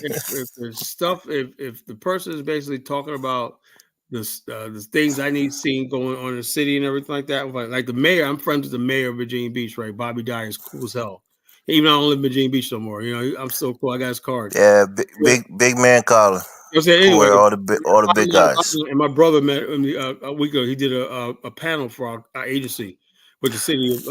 Carter, you love celebrityism. I don't know if you know that. You like to be associated with famous people. I like making money, making moves. Just in an enclave? Is that what you're saying? What? Do you only just want to consider yourself just being in an enclave with other black professionals? No, it's not that. It's the fact that look. The bottom line is this: in this city right here, we have low income black people, we have middle class, we have rich, whatever like that. Everybody seems to get along. Everybody seems to get along. But one thing you didn't say poor. You're elitist, Carlos. You only want to be associated with elite people. Poor people have no place in your surroundings. Let me put it to you like this: in Virginia Beach, we have no poor communities. There you go. Whole city, we have no poor communities. And I'll say, but by Virginia Beach standards, right? I would say Lake Edwards is not poor, but they're working class. And McDonald Manor, that's in East Chesapeake. They're kind of poor, but but they may be working at Popeyes and McDonald's. They make eat. They may be poor, but we don't have poverty. That's what I'm saying. Maybe got people that are broke. We don't have poverty. Poverty has a threshold, Colin. If you make less than $24,000 a year, you're considered impoverished. $24,000 a year. If you have 2 or 3 people making $24,000, that's $70,000 in one household. So the bottom line is it's really relative. Really relative. Politics is really relative. So, but here in Virginia Beach, we really don't have any real like the really bad neighborhoods or whatever like that. So like that. Norfolk they do. Norfolk got Norfolk does. Huh? I mean, why you always got to shit on Norfolk? What do you got against Norfolk? I love Norfolk. Is a beautiful city, But the bottom line is this: the sad part of Norfolk, right? They have this one project you call Bowling Green, right? It was built back in the 1940s, right? Now I have friends of mine that grew up in Bowling Bowling. Green isn't that like a football team too, or something I from? have no idea. Bowling Green. That was the name of the. It's just several areas called Bowling Green, but that was Bowling Green housing project, right? And Anyway, then they had Cabrini Green too in Chicago. That got so broken down. they tore them down. And what year was that? Back in '99, right? And guess That's this, I like was in 98 or 99. yeah, they tore them down, right? But anyway, Yeah. all the people that was there, they got so many memories and everything like that, right? That they got a Bowling Green. You look at a Bowling Green Association where they meet up every year to commemorate and tell about good times. Like a tribe. The Bowling Green became their own like tribe, right? Anyway, Yeah. I was talking to the guy. Say, yeah, we keep the memory alive. We have a Bowling Green Historical Preservation Society. We have this, that, and the other thing. I said, that's nice. He goes, we show about this. Remember, Mrs. Such and Such, she was this. They have pictures, albums, like that. I said, good. You keep the thing on. Now, these people now live in nice communities all around the area and stuff like that, but we still keep in touch. You know, they moved on, but they still keep in touch, you know, as a committee and when the Bowling Green Association. I said, that's good. Now, hit this about Bowling Green was this. The land was owned by some white people, and I tell you, all the housing projects in Norfolk were owned by the land that it sits on was owned by white people. The government was paying these white people all this time, right, to use that land to house black people, the poorest black people, right? And then after like a few generations of these rich white families making all this money, they say, you know something, we're gonna sell the government lease was up. We're gonna sell the land. They gave millions of dollars off the descendants of the people made millions of dollars off this land sale. But all that time, can you imagine if that land now in Norfolk? I tell you what, black people are smart. We do got black people that are connected. Now, let me tell you something. The black people, the political class of black people are not fools. They're not fools. And this That's is what right. I'm That's thinking right. about. They're not fools, right? You got the Reverend, I forgot his name, right? He owns a building called the Cogent Building, right? That's like how many stories? It's like how many floors? It's like 15 floors, right? It's an apartment building for like low income people, right? But he gets his government subsidized, right? And the Cogent building is owned by him. The property like it was abandoned by some investor, and the city gave it to him one night. He manages it one night, and it's black managed and owned, right? So anyway, I tell you what, when I go to the Cogent building, I'm doing events stuff like that. It's run so well. This is what I'm talking about when you run stuff yourself, right? The reason why the Koja building runs so well, right, is because the management and staff are all black and whatnot. And they basically what they have is like a monthly review. That means you get called down, right? And they say, okay, security said they caught you on camera doing this. They caught you on camera doing this. And you have this, I'm gonna write you up for this, blah, blah, blah, blah, this. You didn't do this. Hey, you were knocking on somebody's door at this. Oh, no, Right. no. Right. This is black people holding other black people accountable for their actions. That works. Exactly. That works. Well, that's You what. know, That's but why there's checks too many and times balances and black people accountability. know that they don't have to obey black authority because they know they can run to the white man or circumvent black authority. That's why black areas don't seem to work. You know, but when the Koja building, I saw my own eyes what black power looks like. You know, they're like, okay, this is your second warning. You got one more warning, and you're out of here. Okay, they don't want to get thrown out. So the bottom line, hold their head. And the security guy, man, this older black guy, he was just like basically like, yo, man, he is no joke. You go in there, you got to sign in, you got to sign out, whatnot. And even when I go up there, man, I go see my clients, whatnot. I'm on my best behavior, you know, because they'll call me in there like, yo, man, you came in here, you know what I'm saying? You know, but the bottom line, that's the Koja building. And I forgot his name. He's like a reverend or something like that, right? He owns the building. This guy drives like a friggin' brand new, I don't know what kind of car that was. It was like a really expensive car, Lincoln, something like that. These people got money. He owns like several buildings around Norfolk. And these other old school black, that's old school black money. And you know what gets me is the black people there, they live vicariously to them. This is such and such. He owns this building, he owns that building, and they're proud of that. You know, you can't say nothing. These black people that own these political dynasties in these cities, they rule with a friggin' iron hand and they ain't going nowhere. Now that's just the truth. You know, so whatever plan you think and everything like that, that's what I said. Look, I'm glad I'm living in a more progressive area. I live in Virginia Beach, Chesapeake area, because these old school black people in Norfolk and Portsmouth, you can forget about it. You know, they got their elite people that own everything, right? You know, I'm talking about, look, these black people in these cities down here, they got friggin' money.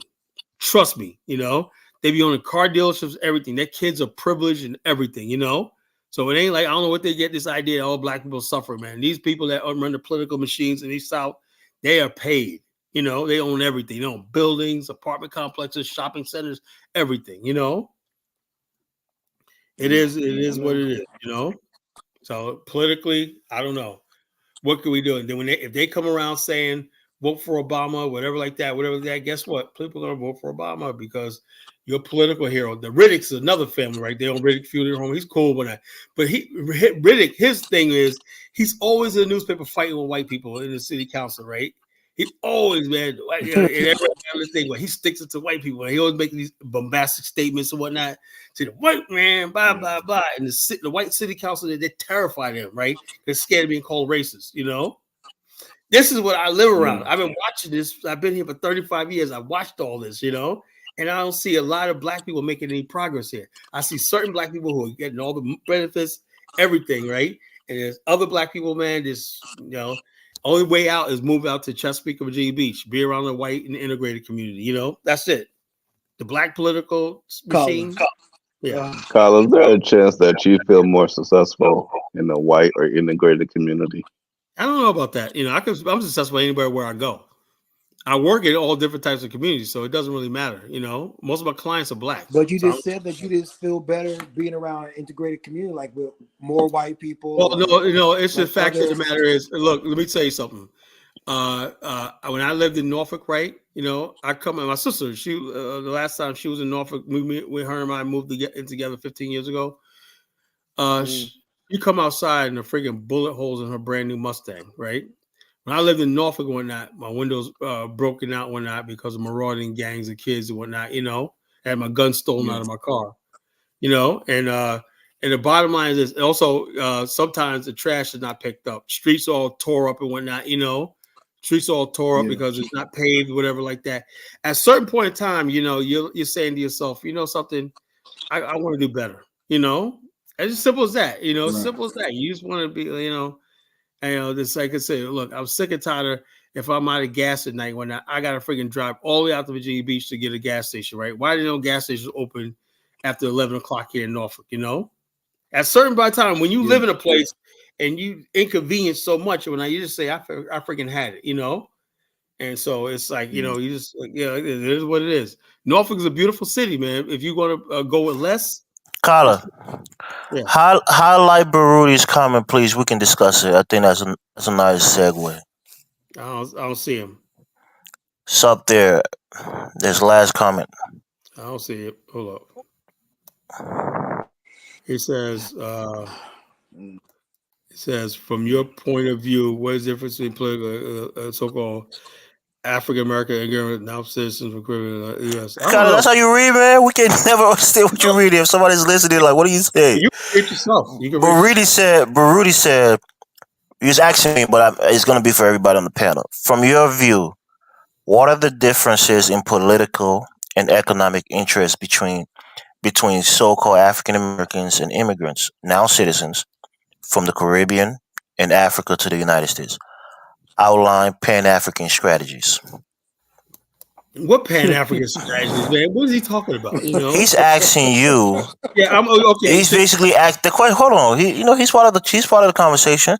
He's basically saying, you know, in a broader sense, do we have different political interests as immigrant groups and African Americans? Well, I will say this, right?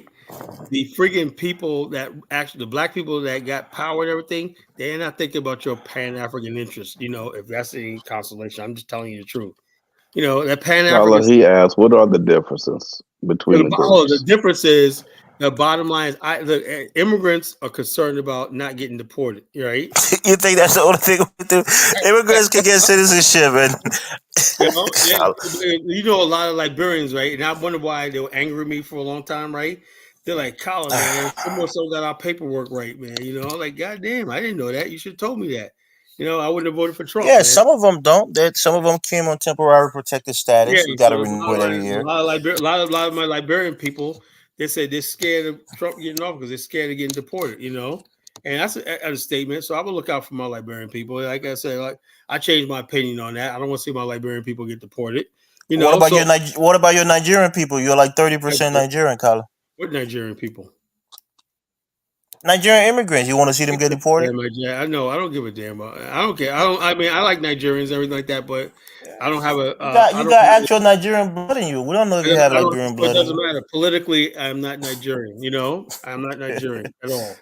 What has Nigerian ever done to you, Colin? You ever You say met I don't about? nothing. They've never done nothing for me either. You know, so Well, yeah. So let's have a conversation. I mean, Jonathan, G can chime in here. Do you think we have differences in terms of what we hold dear politically, and we vote, what or exactly we have a do separate? so what exactly do the immigrants hold dear besides the green card? I mean, that's the thing, Tyler, right? it says now citizens. Now citizens. Right. Okay, well now Because we can't vote if you're not a citizen as an immigrant. So your voting power only comes into play when you become naturalized as a citizen in well, this this is country. what I'm trying to say is like, can you really be a Pan Africanist, right? And you're seeking U.S. citizenship? You know, I mean, I don't know. Should I the mean, Pan? Kyla, did you renounce your U.S. citizenship? I'm an American, you know, and All so right, so people want to be American too. how can you want to be an American? That's what I'm saying. You know what I'm saying? But you're a Pan African before, so how can you want to be a Pan I, Africanist and still want to be American? how can no? How I'm saying I was born American, right? Well, how can you basically say I'm gonna come here to be American and I'm gonna be a Pan African too? You can't do it. It just doesn't work. You know. Go ahead, So Jamal. okay, go ahead. If somebody new want to tackle that question, maybe you have something else you want to speak about. You know what I'm saying? I was just basically saying if you're gonna be a Pan African, it has to play out in another place. It has to play out in South Africa, maybe Liberia, Kenya, something like that. I don't think it can play out here in America. You know, because the bottom line is like like they say about hell.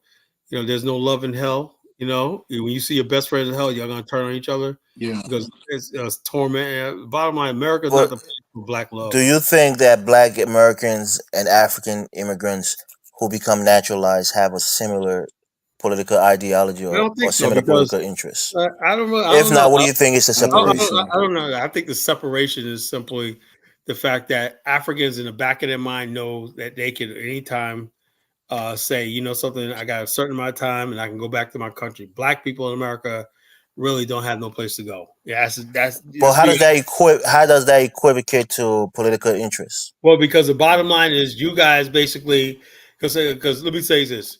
Black people will say something like, you know something, that Donald Trump makes a lot of sense or not.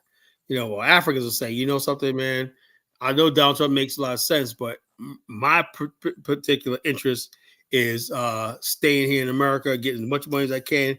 And this man, Donald Trump, is a threat to that. So, like I said, and me, for the longest time, black people are like this. You know something, African brothers and sisters, I see what you're saying. You know, he called the country shit all countries. We don't like that. You might get deported and whatnot. We don't want to see that happen and everything like that. So we backed you. You know, we say, yeah, we'll side with you guys over Donald Trump. That's what a lot of black people said to themselves. You know, because he wants to deport all these non-white people and whatnot. That's we said, you know, we're going to basically back y'all on that. But at the same time, you know, it looks like black people are being displaced in America, you know, by immigrants and whatnot. So they're like, well, wait a minute here. Not even true, Carla. It's impossible. No, not is displaced, but not prioritized. You know, because right now the priority among the Biden administration are immigrants, not Black America. That's You the know, truth. Carla, I'm going to say something that might be controversial, right? Go ahead. You know, I think African Americans don't have a pressing issue that is on their agenda that they need the government to interfere I, with. I agree with that. Yeah, I agree with that. We don't have a Yeah. president, but So Africans might have immigration issues. They might right, have, right. those So are things that they can, remember the try show to I seek said last. political, remedies for. Remember the show I said last night about pablum pukers, right? Pablum pukers basically they'll get up here. Now you see what I'm talking about, right? Like Chuko, black people failing education. Now, if I sat back and listened to all the Pablo Puka here every day, I would think that we got a pressing issues and whatnot. And I know we don't, you know. I know our issues basically can't be solved politically. It's more deeper than that. You know, we got social and cultural problems in Black America. Political problems. You guys have political problems because the political process could solve your problems, you know. They can give Right. you temporary visa status when there's nothing the political process could do for Black America right now. You know. And let's hear the panel too. They might disagree with that. Hold on. Yeah, I disagree with that full-heartedly, and I don't know who's Well, in. well, Jamal, Hold on, tell me hold Hold on, Colin. Let him on. speak, please. I want to hear him. Carl gonna do for you, Jamal. Hold on, because Kyla is just one African American, right? Oh, now I'm just one. He's just one African American. You don't speak for the 50 million African Americans in this country, okay? Right? I'm the king. Colin, let the man speak, bro. Let him speak, please. You go with your bullshit, Colin. Hold on, bro. See, here you go. And like I said, some of the issues. Hold on. Some of the issues in African American culture politically on its national stage, it can be generational, right? It can be gender. Hold on, gender. You mean to tell me Black women in America have no issue or no point of view on abortion in this country that they're born and bred in? Women, right? Any Black women want to come up on the stage and talk about? Hold on. That is an issue. Yes, it is. Come on, it's an issue, but give him a chance, Colin. Let him make his points. As a man, you cannot say that it's not an issue to women. Many women have a certain view on that, right? So we're not talking about women in general, African Americans specifically. I'm talking about Black women. I'm talking about Black women. Yes, it is an issue. 1/3 of Black women live in the South, where a lot of the states banned abortion, right? Texas, Louisiana, Mississippi, Alabama. I mean, are we keeping up with the current political climate? That's just one issue, right? Okay. Another issue that's good. And like I said, I think this issue is more generational, right? The border, right? If you talk to Blacks under 50 years old that are actually out here in the workforce, that seen that some of their communities change, right? In the last 5-6 years, right? Immigration is hold on.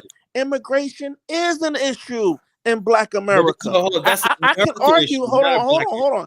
I can argue and say that it's probably the top 2 or 3 issue in Black America right now. And like I said, if you're 50 and over, if you're 50 and older, listen, you're almost out of here. You know what I mean? That's not really a big What state do you live in? Hold on. If you're 40 and 45 and under, 40 and under, that is more of an issue. The illegals come across the border, right? So to say Black Americans don't have location is important in that question. Hold on. And only immigrants. I think that's a little bit being disingenuous. But go ahead. We're asking you, what state do you live in?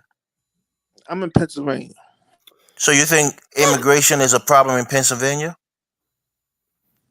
Not necessarily in Pennsylvania.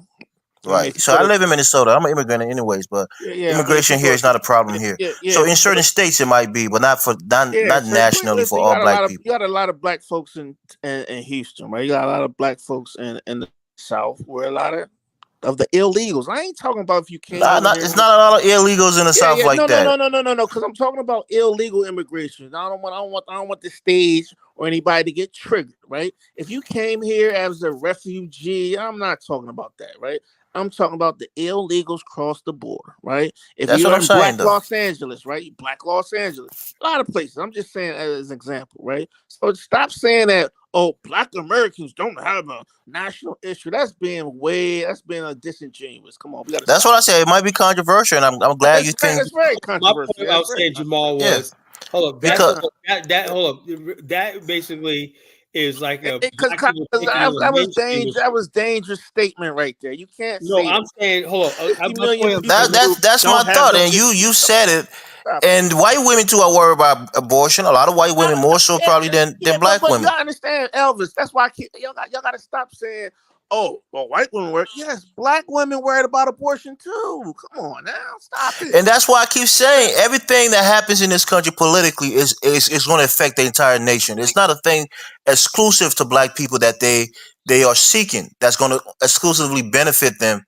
And that's the point I keep making, because politics is never that way. If it benefits Black women, it's going to benefit white women. What policy is going to exclusively benefit any group of people in America? And that's why I tell people when they say, what did Obama do for Black people? What did Kamala Harris going to do for Black people? That's why that question is asinine, because they never do things like that in politics. One is she's not going to close the border and whatnot, if like this, They do things for specific groups of people. Like what? Like Cause they need it, people Jonathan. no, That's what I'm saying. hold Cause on, they people, is if it's a civil right We, matter, like we, with the Asians. yeah, because Go people ahead, say Jonathan. out of ignorance, people talk out of ignorance and say, "Oh, they have the Asian hate crime bill." No, if you read the, because and this is one of my problems I have with some of the people that's on the radical right side of Black America, right? I don't want to name no groups, right? They say, "Well, the Asians got a bill." No, if you read the it's actually called the COVID-19 bill, right? Hate crimes bill. It's not even called the Asian crime bill. If you read the bill, right? You have Black Americans in that bill. You have gay people in the bill, and you also have Asians in the bill. It protects everybody from hate crimes, not just how Asians. you broken that bill down before? I'm gonna put it in the chat. I'm gonna put the bill in the chat so you can read it. Make sure you You can know that break it James down Byrd. because those You know that. Asian Hold specific on, hold got on, hold on, hold on, funding hold on. It's not for even their called issues. Black people didn't. The bill is not even called the Asians crime bill. It's called the COVID-19 hate crime bill, right? You know Doesn't that matter what they James call it. Byrd. Hold on, James Byrd, who's an African American that was lynched in Texas. He's in the bill also. But I know niggas don't read. We don't read bills. We don't read policies. I We read just Yeah, the don't. bill, and I can bills are tell you, tedious, bro. Those things are it's like three, four you. hundred pages, bro. Yeah, we don't read. But we don't read it though. That's what I'm saying. We I go mean, by what nobody people got time to say. read a novel just to understand a bill. I mean, that's true I'm too. just saying. That's what I'm saying. And by We the go way, by talking points they that put it people in say. legal writing. It's no Asian crime bill. They just dubbed it that because at the time Asians were getting Yeah, we're getting the caught the majority of worst the of it. hate. That's all. That's true. Yeah. So there you go again. So They can never make bill. I think it's illegal to make any law that It's very exclusively illegal. benefit Yes, one it's group of very people. illegal. Yes. that ain't true. You think so, that Now, Jonathan? That ain't true. interestingly, if you understand the political process, you could have a bill designed for a specific group of people, but in order to water it down and make it seem like it's not for a specific group of people, you just add on a bunch of other people and say, yeah, this honors this person too, this Well, honors yeah. that Then person too. But at the end of the day, the benefits went to a specific group. okay, It Jonathan. Let's was think an about it. Can you anti-Asian think about hate any bill, bro. law? Get over it. Can you think about any law that exclusively benefit white people and excludes black people or most other groups? Well, you had laws in the past. That was before Yeah, like the before the GI civil Bill, rights and all those GI things. But Bill, right now, GI Bill. the GI Bill. Yeah, black GI people Bill. didn't get that. Red You Yeah. lining. think black people don't get benefit from the GI Bill when they join the army? That was for white people, man. It listen. Yeah. was, but now Now we black people do. can benefit Now from it. we That's what I'm do. saying. You can still Listen, give it up. That listen. was post World War Now II. we If do. United States had an urban, if But the back in United the States past, had we didn't get that.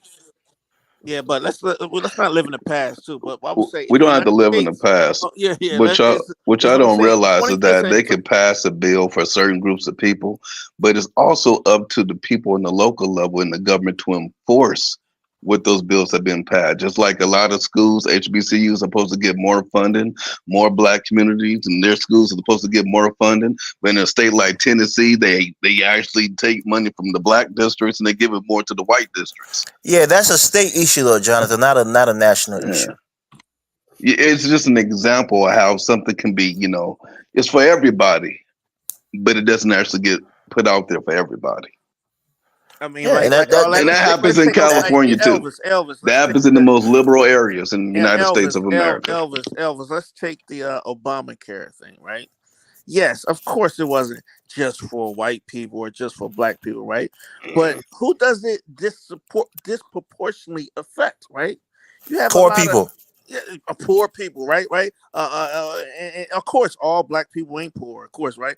But it disproportionately affects a lot of black people that are 25 years old, no health insurance, haven't got a Right. colonoscopy in 100 years, right? You see what I'm saying? So yes, it could help black people disproportionately versus some other groups. Yeah, I mean that's a So good that thing. That's a good thing, yeah, and that's what I keep saying. Black people always ask the impossible question.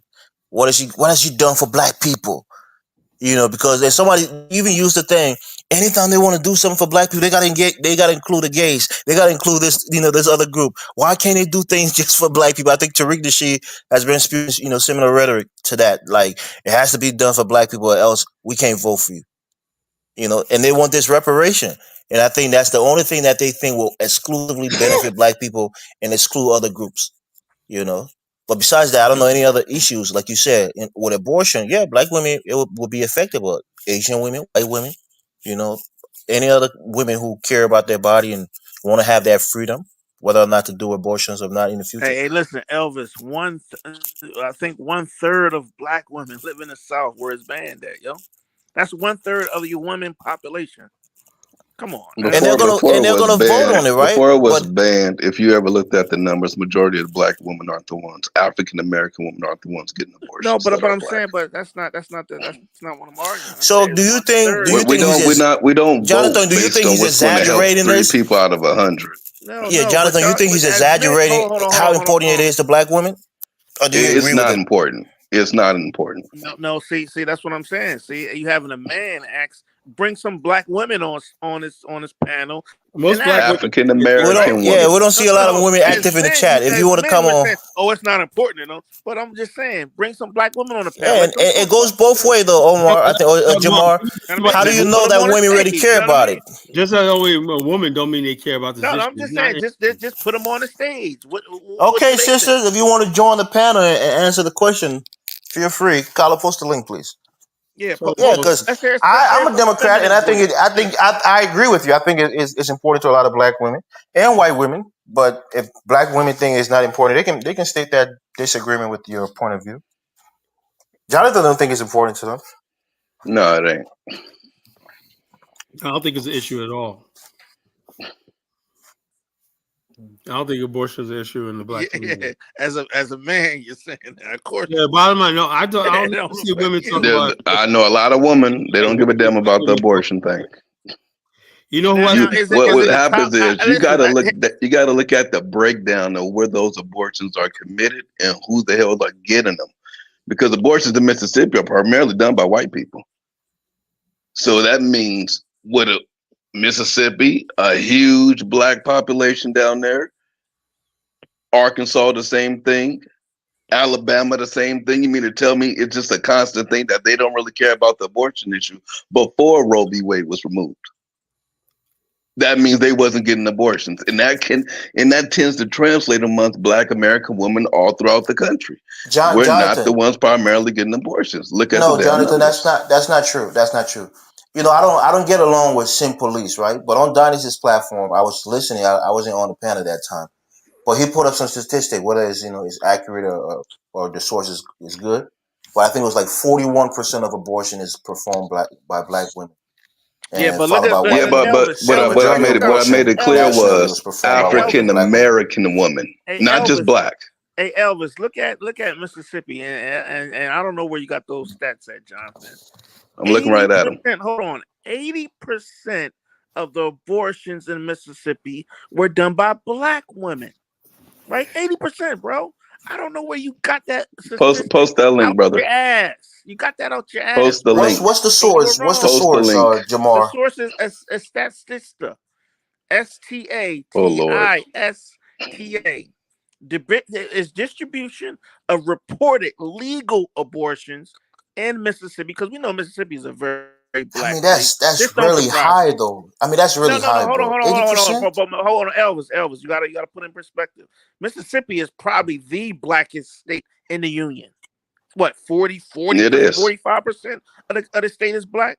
So that doesn't surprise me. It's a black state. If you're in a black country, most of the abortions will be done by black people. So that don't But surprise me. 40% of the Yeah, population accounting for brother, 80% of the abortion. That's what I would double like time. for you to say It's is, But it disproportionate. might not have been a high number. It might not can have been you a high put number. that number You of know, people getting an abortion in Mississippi? say it again. The number of people getting an abortion in Mississippi. Go ahead, put it down. I don't see that number there. You don't. So you got a statistic thing. They don't tell you the I would have numbers to of the find that. people That's actually why. Yeah, it getting might abortions. be 100 abortion, 80 of them Listen, black. hold on. Y'all playing the semantics thing. That's what I was trying to No, I'm say. just This ain't bullshit. man. Don't take it That's what I seriously. was We trying just to say. bullshit. That's what I was trying to say to Elvis' point. We don't know the number of exact abortions there, right? But Jonathan came up to just stat out his ass that it's done by white people. No, it's by black people in Mississippi. It's a I'm black looking at the state, damn number. near. Mississippi might be I'll damn near post the number in the half chat black. for you, Go so you ahead. can get the.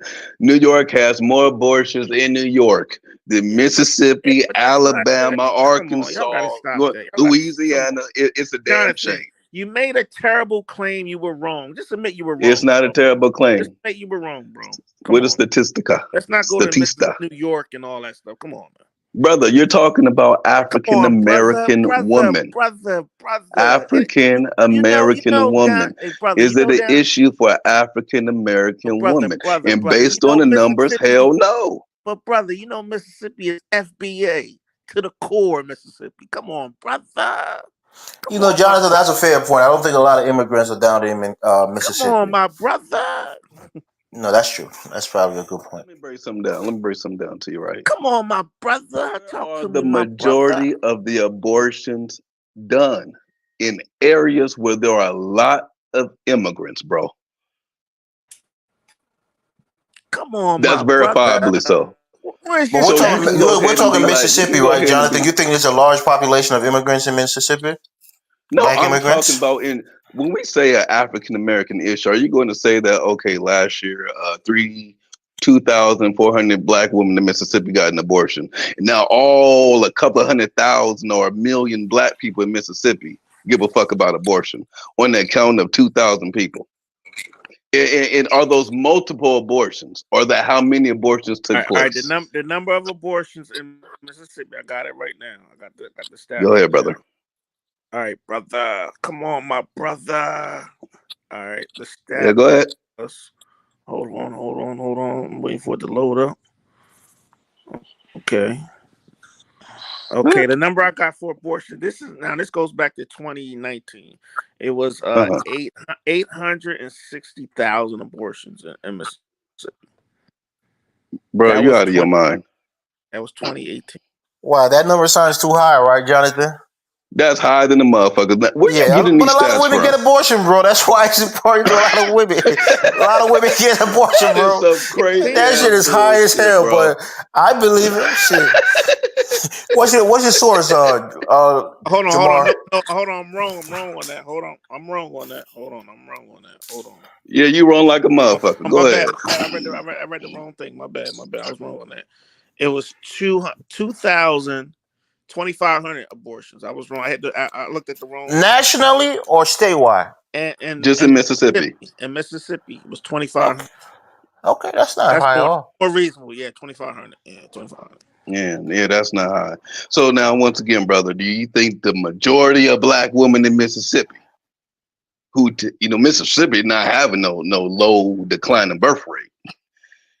No, so they have the opportunity to get abortion if they want one, right? But so Jonathan, you think the majority of black women in Mississippi care about abortion, or you think maybe just a couple thousand those people? It's probably a subgroup.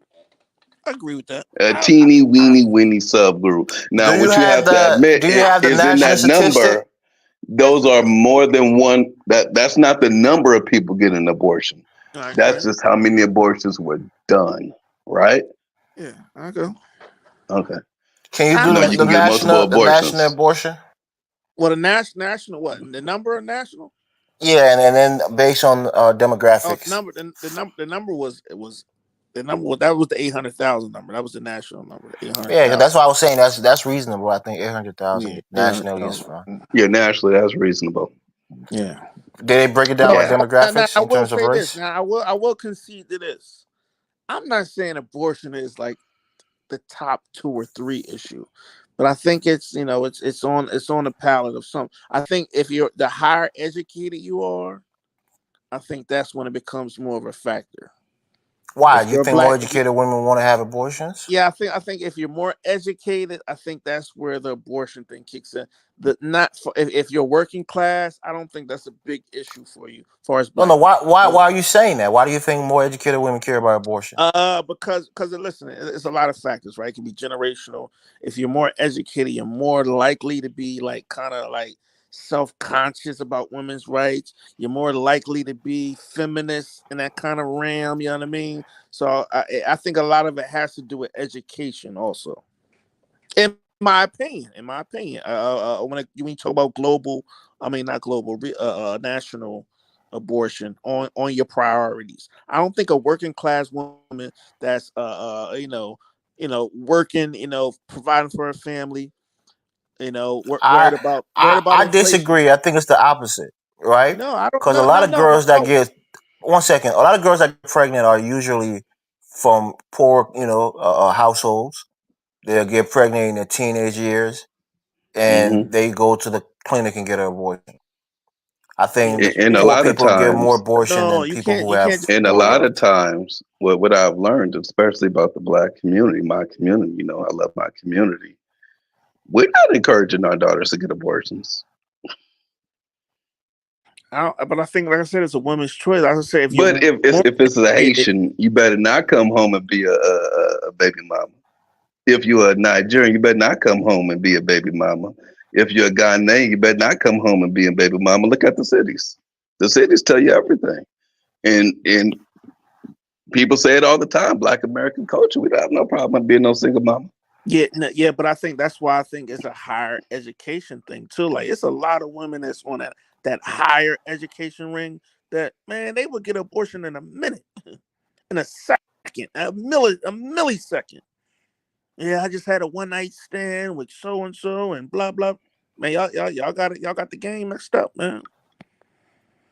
Yeah, I agree, but Where's it's Kyla? not an Kyla, issue for African we got another American women. question here from Baruti. Kyla, where you at? He said he was going downstairs. So Baruti is asking the question: what are the solutions and pragmatic steps for social community uplift amongst so-called African Americans? You said what? What are the solutions and pragmatic steps for socio community uplift you can say upliftment amongst so-called African Americans? You said Elvis, please lead off with your response. Shoot for the moon, Yeah, no, Elvis. y'all gonna lead up with your response. That's a loaded question. Elvis, you the game. This. I would pass it to you guys. What are the solutions and pragmatic No, steps for Yeah, social, I'm economic, gonna go last. we don't have the social, answers, Sway. social community uplift among so-called African I'm, Americans? I'm gonna go after Jonathan. Okay, no problem. More programs, more people going to church and joining some organization. The same way that we had it when we were fighting everything else. What happens is a lot of people don't want to go to church, they want to join the organization, and everybody wants to outdo each other. That wasn't the way that it always was Yeah, back but then. the problem is in new organizations. Like I said, when you start seeing people, the problems that you're facing still the same, but yet people that run the organizations, them in their key years are going to some good schools and they got the big house on that. Black people like they feel a certain way, you know. Kyla, we're looking for solutions, Yeah. not the I symptoms. Yeah, don't we're That's know. not not the Like I looking for the said, solutions. problem. but you got to acknowledge the problem before you can talk about solution. That's the problem right there. We have to have something. Like I said, I don't want to launch nothing unless I can basically see some results because I don't like seeing. Yeah. I know it's like to be disappointed. You know, I don't like Carla, Okay, to. so what so you're so saying so is you don't how want to can we take the mitigate risk. those You want to problems? guarantee success. Not gonna guarantee success, but I just know probability. You know, there's differently guarantee Okay, and let me give my probability. answer in case maybe Jamar wants to go after Jonathan. He said, "Go ahead, Jamar." Now I'm gonna go after you, Elvis. I'm going to go after you. Okay, look, I'm gonna say this, and I always preach this on the platform: strong family values. Two-parent household should be a priority. Teaching kids to have respect for themselves and for each other.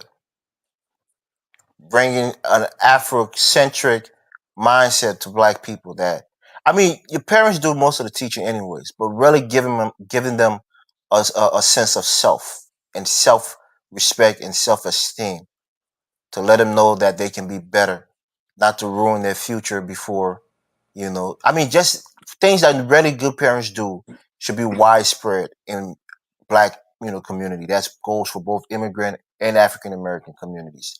Because we too are a bunch of degenerates as African immigrants. It's not just African Americans who have some issues socially. So I think really putting value on the family structure, giving our kids self esteem. That's very important. That they can be anything they want to be, and giving them the support is very important. Parents who are active in their child's education that kid has a higher, rate of becoming successful, getting a college degree, and leading a better life. So I think those things should be spread throughout every community where Black people are prominent, and we need to do it as a collective. Making sure two parents households can stay together. People used to have what is called community counseling, right? Especially they do it in Africa. I don't know so much if they do it here. I'm sure they do. Black people do that, but where before you get a divorce, you can go and speak with like your in-laws, the family. The whole family will come together. Your husband and the wife, you have maybe your uncle or grand uncle, and they will talk to that couple and let them know why it's important for them to stay together and continue to raise a family instead of just saying I want a divorce and jumping out of the marriage. So I think all of those things, people having like a chain, a chain, locking your arms together and making sure we're tight knit instead of just everybody being on their own and breaking up families so easily. The communities need to make it harder for people to just break up family arbitrarily instead of trying to work through things for the betterment of the family and the collective, Black community. That would be my solution, but I don't know how we can do it. But that would just be something I suggest, and that would be my answer. You can go ahead, Jamar. Yeah. Some good submissions there. Well, I think listen, man, we live in a vast country, man, humongous, right? And we have hundreds of different Black communities. Some have different needs than others. It ain't all the same Black community, right? You have some on the lower end economically. You have some that are thriving, right? You have some that are working class, right? And everything that Elvis kind of named, I done seen all families, all types of families in Black communities, right? I think what we're kind of talking about is a system thing, man. Because you're always going to have Black families that's thriving, right? You're always Right. going to have a lower class. You can't save all Black people, right? So I just think that this conversation, far as the question, you're talking about some kind of systematic things that, we can talk all night about this. But one solution, Black people have families already. Black people, you have community leaders already doing the thing. You have people changing lives, right? So I think it's more of a structural institution thing that we sometimes we don't want to talk about or we don't even want to challenge because we get comfortable inside of it, right? So we're already doing that. But I think on it for the interim, I think Black people, man, got us, socialize a little more. We do have socialization programs and team sports and things like that. But I think our newer communities, because I think what I'm seeing is some of the newer communities are having identity crisis. You know, we're not socializing with one another, right? Before, I know somebody mentioned the church. If it was 100 years ago, Elvis and the African Americans would be in the same church, getting to know one another, tasting each other's foods, right? Doing certain things. Now, guys like I'm not saying you, Elvis. I'm just using you as an example, not particularly you. Some groups come over to America. They don't have to socialize with Kyla no more. They don't have to socialize with Jonathan. They can get in their little communities, hunker down, get online, and never leave Accra, Ghana. Never leave Kenya because they're online there. They don't have to socialize no more. And I think that's one of the problems we're having in the Black community is the socialization. When will we bring that back? Because we Exactly. never That's what I in talk about. America. Before you can talk about politics, Since you have to America do something been about the social media destroyed the natural socialization of Black people. yeah. And also too, Kyla, we never had that well-oiled machine as two-parent household. That's kind of a new thing anyway, but that's a whole nother conversation, right? We never had that well-oiled Black two-parent household machine in America ever since we landed on these Yes, shores we of did. the West. Hold on. Since we landed in these shores of the Western Hemisphere.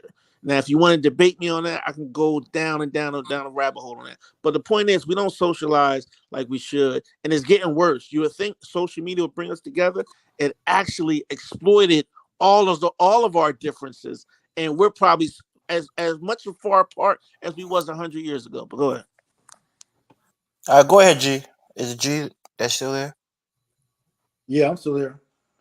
Yeah, Yeah, I you mean, can my answer. perspective on it, my perspective on it is for our community or just for any community period, but for our community is truth and building from the ground up, and also the definition of the community. What is a community? And also making sure to remind everyone that everyone is valuable. I think that's really key, because what ends up being unfortunate is the fact that throughout so many years, there's been certain jobs and career fields and professions that's been degraded or mocked or looked down upon, and they're always a value, like custodians and also cooks and chefs and also caretakers.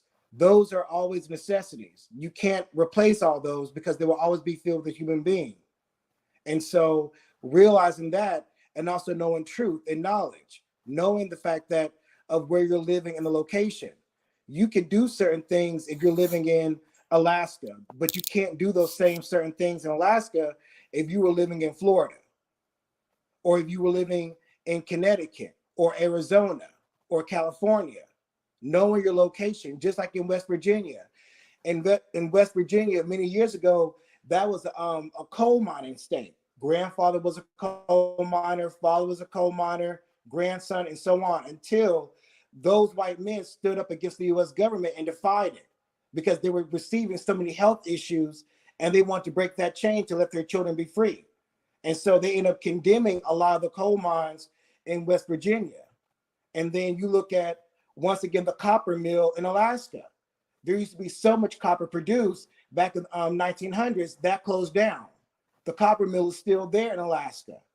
So, I mean, it's really about, in my personal opinion, it's really about building from the ground up, but making sure that people know the definition of a community and knowing value, understanding value. Because every person's life is not only matters, but every person's life is a necessity. You can't do technology can't replace all of us. It can't replace every single thing that a human being can do. It's impossible. It's really impossible. And that's what's key, is the fact that when some people say, well, technology can do this, technology can do that, or it can replicate music composing, but that's true. But at the same time, technology is not sentient. It's not alive. That for us human beings, we're sentient. We have a conscience. We think, we breathe, we feel, we actually understand value. And I think that's what is really another important factor in understanding the key factors of a community. You have people that, once again, can do certain things such as run a school, run a business, a CEO, executive. Technology can't do all that. And you got to have those people with those skill sets, engineering, architecture. Like, I know when I was coming up, we had woodshop classes. We had, once again, for every year, if you were a senior in high school, you had to take a life skill class before you could graduate. And that was encompassed with balancing a checkbook, knowing the difference between eviction and foreclosure, knowing stocks, the stock market, S&P 500, the Dow Jones, the NASDAQ, knowing all these different things plus more. It wasn't something of a mediocre task. No, this was helping to prepare us for the real world before we walked out the door. And that's what they have taken out the schools, where you got a lot of people who don't know what to do. They don't know how to actually correctly address a letter or fill out a checkbook or actually know how to balance their finances. They don't know, or know the difference between rent and mortgage or property tax. You got a lot of people who just don't know that. And I'm not gonna say I feel sorry for them, but the reality of it is the fact that it really does show who's able to really make it out here on their own and who can't. It really shows that, because, to be quite frank, in this country, and a first world country, same thing in Canada, you should not be still living at home if you're 25 or older. You got to stand on your own and be independent. You have to. That's how you learn about yourself. And that's what I notice. A lot of people, they still get to learn about who they are, not because of where they don't know where they come from. No, I'm talking about their humanity, their existence. They still get to learn about who they are. And it shows. It shows in conversations. It shows that they can stand on their own and have this, carry on a decent conversation. It shows with intellect and intelligence and also independence. It shows, it reveals itself. But that's what I think that for our community, or just for any community, but specifically our conversation for our community, what we really do need. Because it's not, in my personal opinion, it's not so much about the fact that, well, this person was raised in a one-parent household or that person was raised in a two-parent household. Do they understand community? Do they really understand value? Because what walks out your door, that's what represents you. That's what represents your household. And people look at this and say, why is this dinosaur right here speaking lunacy? Where did they come from? It tracks it all the way back to your door. And that's the problem right there that a lot of people don't ever think about. That person walking out your door represents you. I want to understand. You're saying that we need to value everybody's contribution within our community. That's important. Is that your overarching point? That's part of it, but it's also understanding that with building, you start from the ground up. You got to start from the ground up. Many people don't have a foundation or a strong foundation. Many people don't have that. And when it comes to building, when you say many, what do you mean? When you say many, you saying most people don't have that? As you saying? I believe many people don't have that. I believe that. Okay. Because from what I've witnessed myself, I believe that. Kyler, you want to tackle this?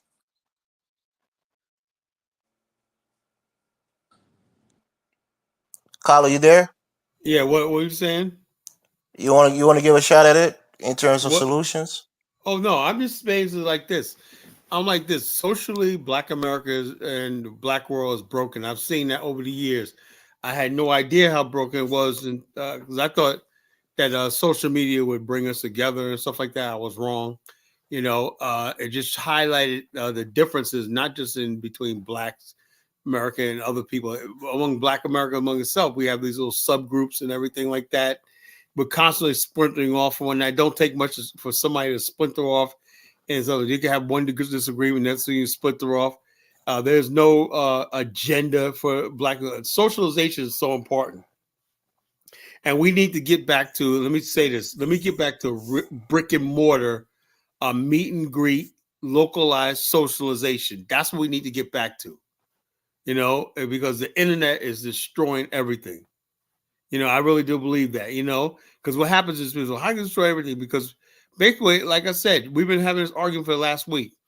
Kala, the internet don't represent, but the bottom line is, if I feel a certain way of what I see online and whatnot, it's going to translate to the way I see in reality. I'm just human, And so the bottom line is, most of my Pan-African world view up until the internet came through word of mouth or face-to-face and stuff like that. Social media has damaged that, I no longer think that we, not just Pan-African, I don't think politically we're ever going to solve anything, because we're so different, There's a lot of, I have a lot of resentment towards people, I think, that are riding the political wave and they don't do anything for Black. Something does something when I see Black people voting in large numbers and whatnot, and I don't see their lives improving. What does that say to me? What do I think about the political process? That's what we're talking about, right? Does the political process work for us? And the bottom line is, all we are is just a vote.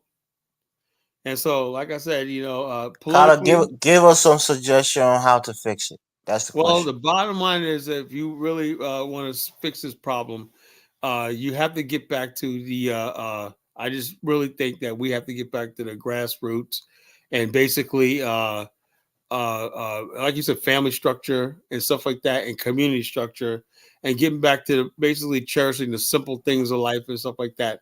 Like you said earlier, I don't think Black people have any political thing they vote around.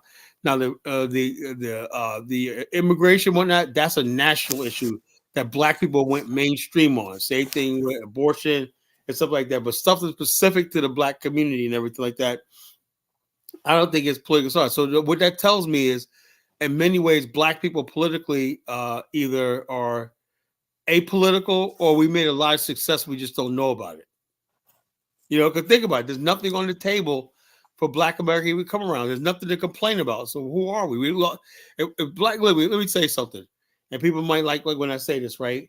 Take away these so-called pablum, right, or problems, right, that we keep like that. What are we? Do we have an identity?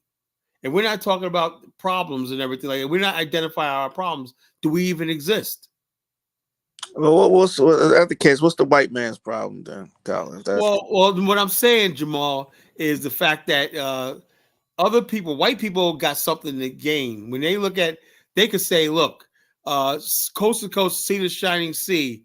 I want to see San Francisco the way it was in the 70s, right? I remember when San Francisco was this. I want to see this cleaned up and everything. Tell me what black people. Yeah, you don't think black people from the old historical Fillmore district? You don't think they're saying the same thing?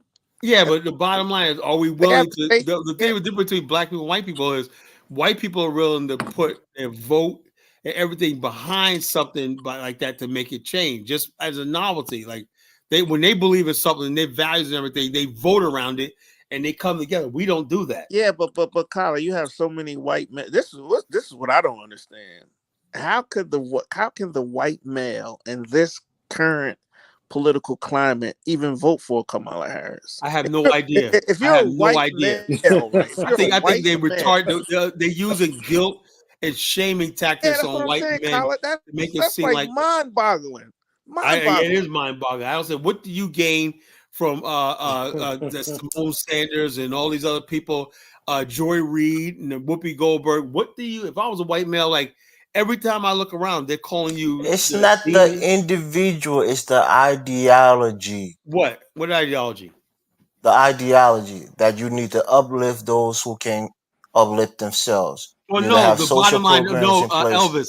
The first rule of nature is what?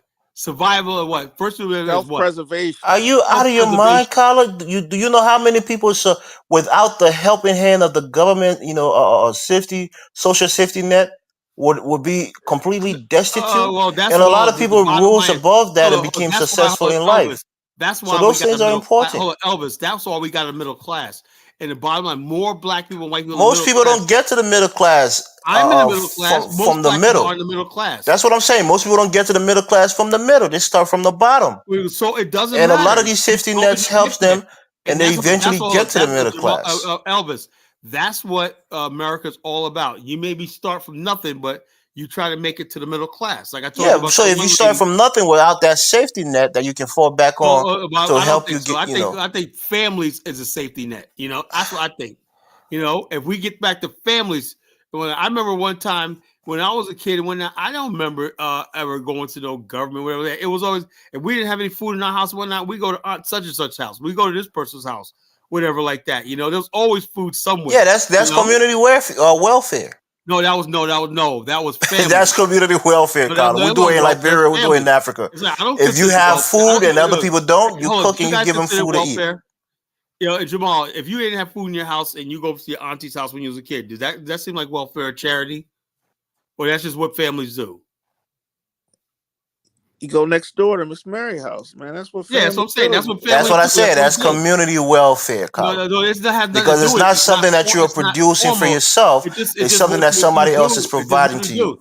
But the bottom line, we didn't. But we didn't. Hold on. We didn't freaking worry about no government, And whatnot. The more of us in the middle class, the more of us got families, the less we rely on the government. The less we need that social safety net. And now I know in some cases, right, people live alone, the family is not there, whatever like that. You need that. But for the most part, black people knew how to survive without help from the government. That's the one thing I'll do. And a lot of people need that help temporarily, and they can go on to become successful. Yeah, that's what I'm saying. So it's good that it's there. We get into the black middle class, right? Like I said, the black leadership and the political class did not protect the most essential thing in black America was those blue collar industrial jobs. We watch them disappear. Hey, Kylie, you're right. And I think this election, right? I think this is where, like I said, it's also generational, right? But one of the biggest disconnects in this current political climate is I ain't gonna call them the blue lay. I'm gonna say the black educated class, right? Yeah. People that went to college, the high earners, right? The disconnect between them and that working lower class is probably as far as the number one and the number 1 million right now. And because all the higher ups, that social higher education class is voting for Kamala if you're black, right? but I think somewhere they're not connecting the dots with the lower class and the working class, and The that working might class cost don't see Kamala. all that mumbo And jumbo. that might cost Kamala this election right now. It was going to cost her election. Yeah, because a majority of Kamala black ain't people, winning. She lost the election already. you know what I'm saying? The bottom line is the working class black people they're resonating with Donald Trump because he got that message of work. Let me tell you something. One thing people did like about Donald Trump when he talks about jobs and everything, what happened was people say, you know something? I worked 2 jobs when that. But Donald Trump, he's a billionaire. He made me feel good about working a job. Because I'll be honest with you, right? I'll be perfectly honest with you. When Obama got elected, I first started doing insurance, right? And I'll be honest, I was arrogant, right? I was a black professional right now, then, and I was saying to myself, I'm glad I don't have to work for a living. I don't got a paycheck and everything. And then I lost something in my years of doing insurance. This is my story. I lost something doing insurance and being self-employed and stuff like that. I lost something. I lost that humbleness and that the roots that I come from, which is blue collar, because something that they always tell you got to be educated. You got to get a white collar job because blue collar, you're lower class and stuff like that. When Donald Trump came around, he made people who may be working at the sanitation department feel good about themselves. I got a good job, and everybody, we're all Americans and all this stuff like that. No matter what job you got, you could be a billionaire or you could be a street sweeper. We're all in this together. That's what I think the Democrats are losing, right? Because they always every time they want to talk to black people, they always talk down to black people by getting some famous celebrity. They got millions of dollars. See, Magic Johnson got millions of dollars. Listen to him. And stuff like that. And a lot of black people are getting tired of that, to be honest with you. That's why the community is broken right now. Yeah. There's nothing wrong with being a blue collar worker. Kyle, I didn't realize this disconnect existed, and probably to maybe a year and a half. I'm like, yo, because all the people I know that went to my college educated folks, right? They are so out of touch with a lot of stuff that's going on politically right now with black people, right? They're so out of touch, man. It's like they're living in this la la land. And look, I got mine, and they're trying to follow the tradition of because before our black educated class didn't think like that, right? They never thought themselves as different from the working class or lower class.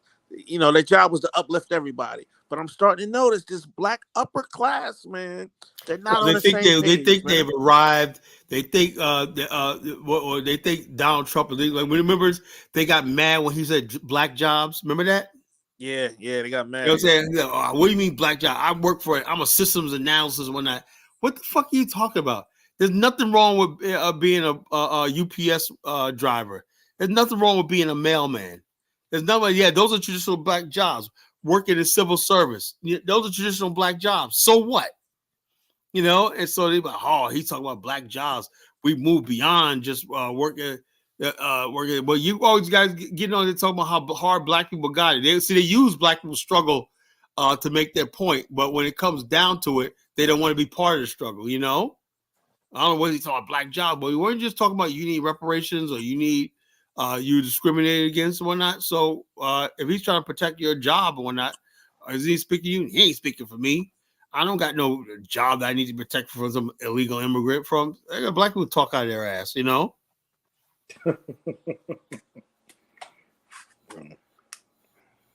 It's the truth. Most black people knew what he meant by black jobs. That was just there was the old junkie and the coons that were making them videos. I ain't talking about me. We moved on beyond. I guess Trump thinks we're all supposed to be janitors and whatnot. Oh man, Lord have mercy. Black be a janitor, make your money. I say I don't care if you're a janitor or whatnot. If it's an honest living, do it. I don't give a damn. What you gotta do. I don't give a damn if you're flipping burgers at McDonald's. If it's a paycheck and it's yours and you earned it, hey, so what, man? Okay, if somebody basically don't think it's a good. That's why I said, man. So I tell to anybody listening to me, the working class black person, I got your back, man. So I don't give a damn about somebody's career and what they do like that. As long as you work with you hardworking and you doing an honest living, that's what I care about. I don't give a damn about Well, you're a professional. Like I said, I had to tell my brother G. I hope you understand that. I don't judge black people by how much money they make. I love being around black professionals. I'll be honest with you, I do. But the bottom line, I can be around any black person that's a decent person, that wants to, that love their career. We can sit here and talk about our community culture, and we share common heritage. That means more to me than what you do for a living. You know. Hey, Kyla, that I got black that. I got that, Carla. But I professor. mean, you Go ahead. kept saying that we didn't do anything, that we didn't build anything. That's what. Or No, we're I'm not saying running like the this: show we didn't like in a build great way. anything on our own. That's what I Like just I had a said, problem with. all the It's cities just that we run and whatnot. I know we have accomplished so much. I use know we fiat. You did know what fiat so means? much. You know what fiat means? Fiat means like this. This is how these black political hustlers do, right? They saw black people moving into Detroit by large numbers. Like, oh, there's opportunity. The number of black people moving into Detroit is increasing by 10,000 people a month. Pretty soon, this is how many people are going to be here. So they start basically organizing themselves, and they make a pitch to the white political machine. Look, y'all want to get elected and whatnot. You know, I could deliver these votes to you and whatnot. You know, and so, but I want something in return. You know, that's the black political conundrum. You know. And the bottom line is, like I said, these godfathers of black politics, whatnot. That's how Obama got elected. You know, they know how to get people. It's all about turning black people out to vote. Go to churches, saying this, saying that, getting people to vote, promising a preacher building an abandoned lot, whatever like that, to build a temple, whatever. And the bottom line, that's what it is. That's what that's how black policy has been played for the last 100 years. And let's be honest with ourselves, you know. And the truth is, besides because it's so corrupt. The end result is the people don't benefit. Only a few people benefit. That's what I'm talking about. You know, and that's the truth. But it is like this. But the bottom line is the reason why we tolerate it is because we like seeing our black politicians up there. Mr. Such and Such is a big shot and whatnot. You say I see it in Norfolk all the time. I forgot his name. Dr. Such and Such. He owns a coach. That's his son right there. They got all of them. They own this church right here. They'll be on the nice buildings too, you know. I ain't talking about some little shacks and whatnot. The Koja building is nice. It's something like you would see out of the 1970s, you know, 1970s style apartment building, you know. And so, but it's black run and managed and everything like that. And this guy's making millions of dollars because it's all Section 8, the rent's all paid for and everything. But they keep the maintenance up on everything. They got people, black people as maintenance people, security, everything like that. Everybody's happy, you know. You know, I forgot his name, Dr. Such. I forgot his name, but he owns his family own the Koja building. When you go to the Koja building, you see the founders. Like I think they bought it back in the 70s, and you see all the original owners of Koja building. They all the rest of them had already deceased. They're gone, you know. But they got memorialized in the front of the building, you know, in engravements, you know.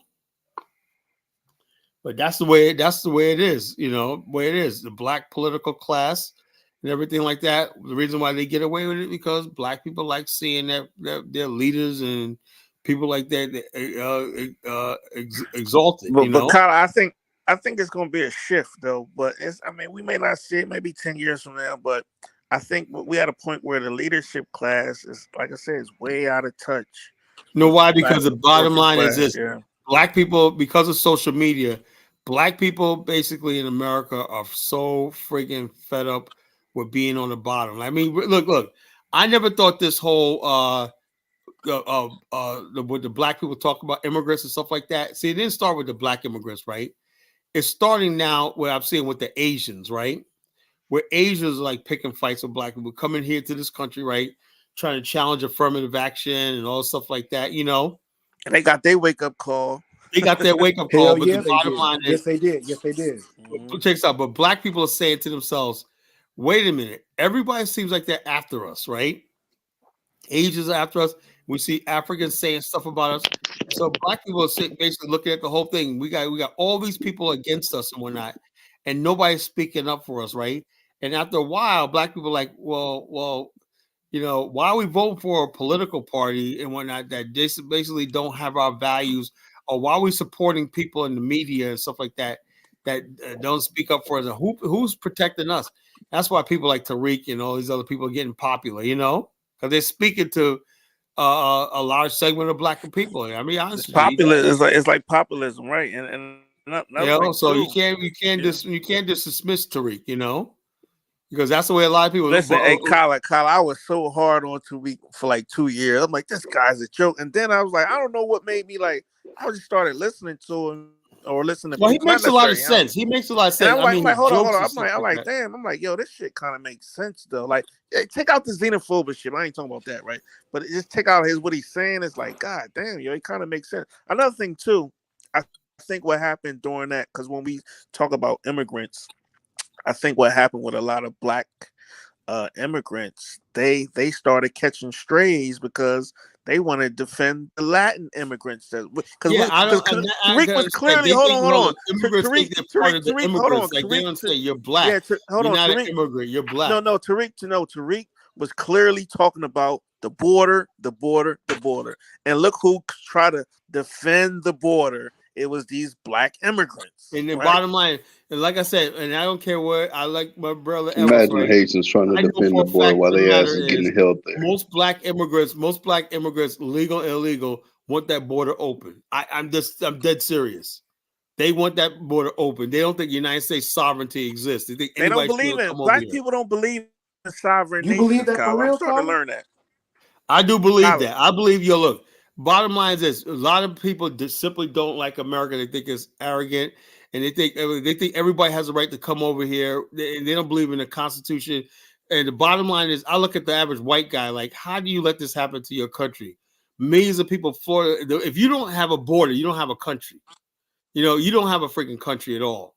If somebody can just come across your border and you're paying them thousands of dollars to sit up in a hotel on that at your expense, or you have a country that basically is giving billions of dollars to Ukraine, and you got no money or money for illegal immigrants, right? In FEMA, and there's no money for this disaster that's going on in Georgia, Florida, and North Carolina.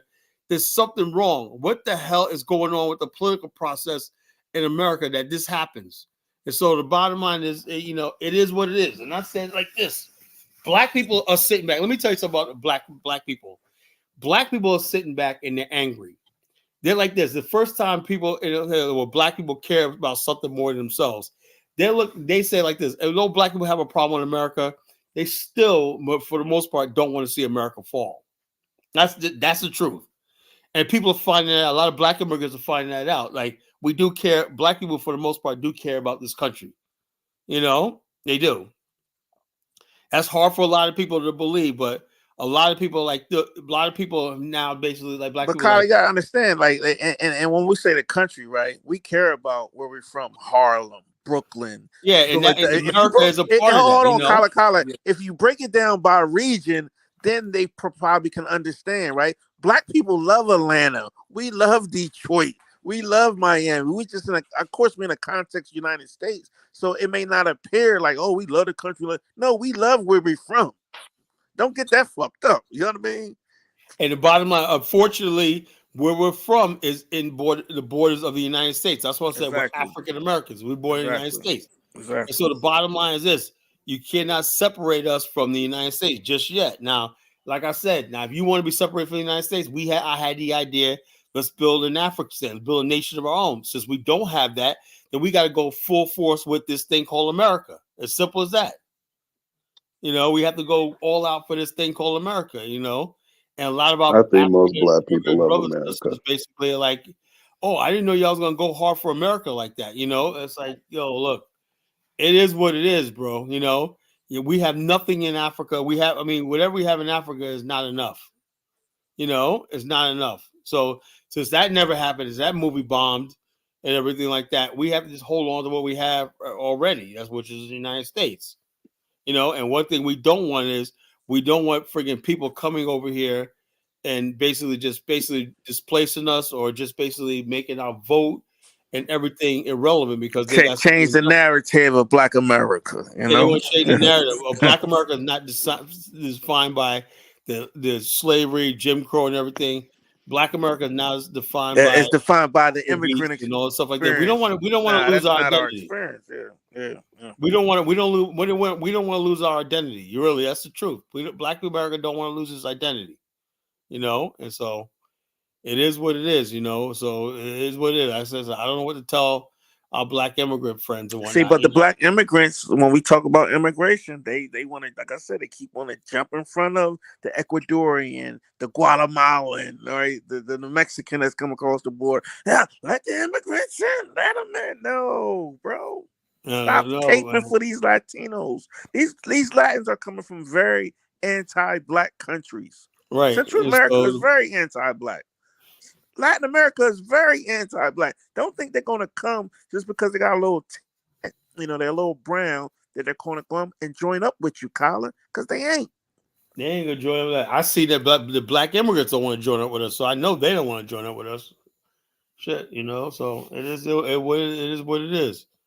So like I said, I can't go by this anymore. People are talking about, well, we need to do this. Now, look, the bottom line, Black America is thinking about its own survival. When it really tells, this is the first time in our history, right, where Black people are thinking long and hard about things, and they see this immigrant thing as a threat.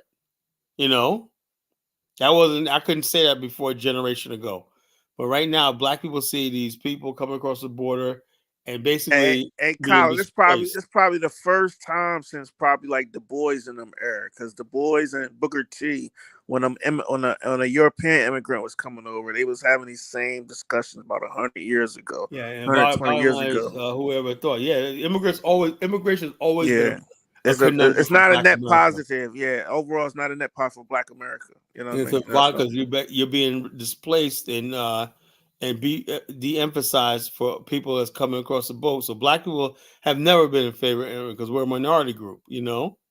Simple as that. Anyway, man, Jamal, I'm gonna end the show tonight. We'll probably end it all. All right, brother. All I'll right, talk to you brother. later, man. All right, brother. All right.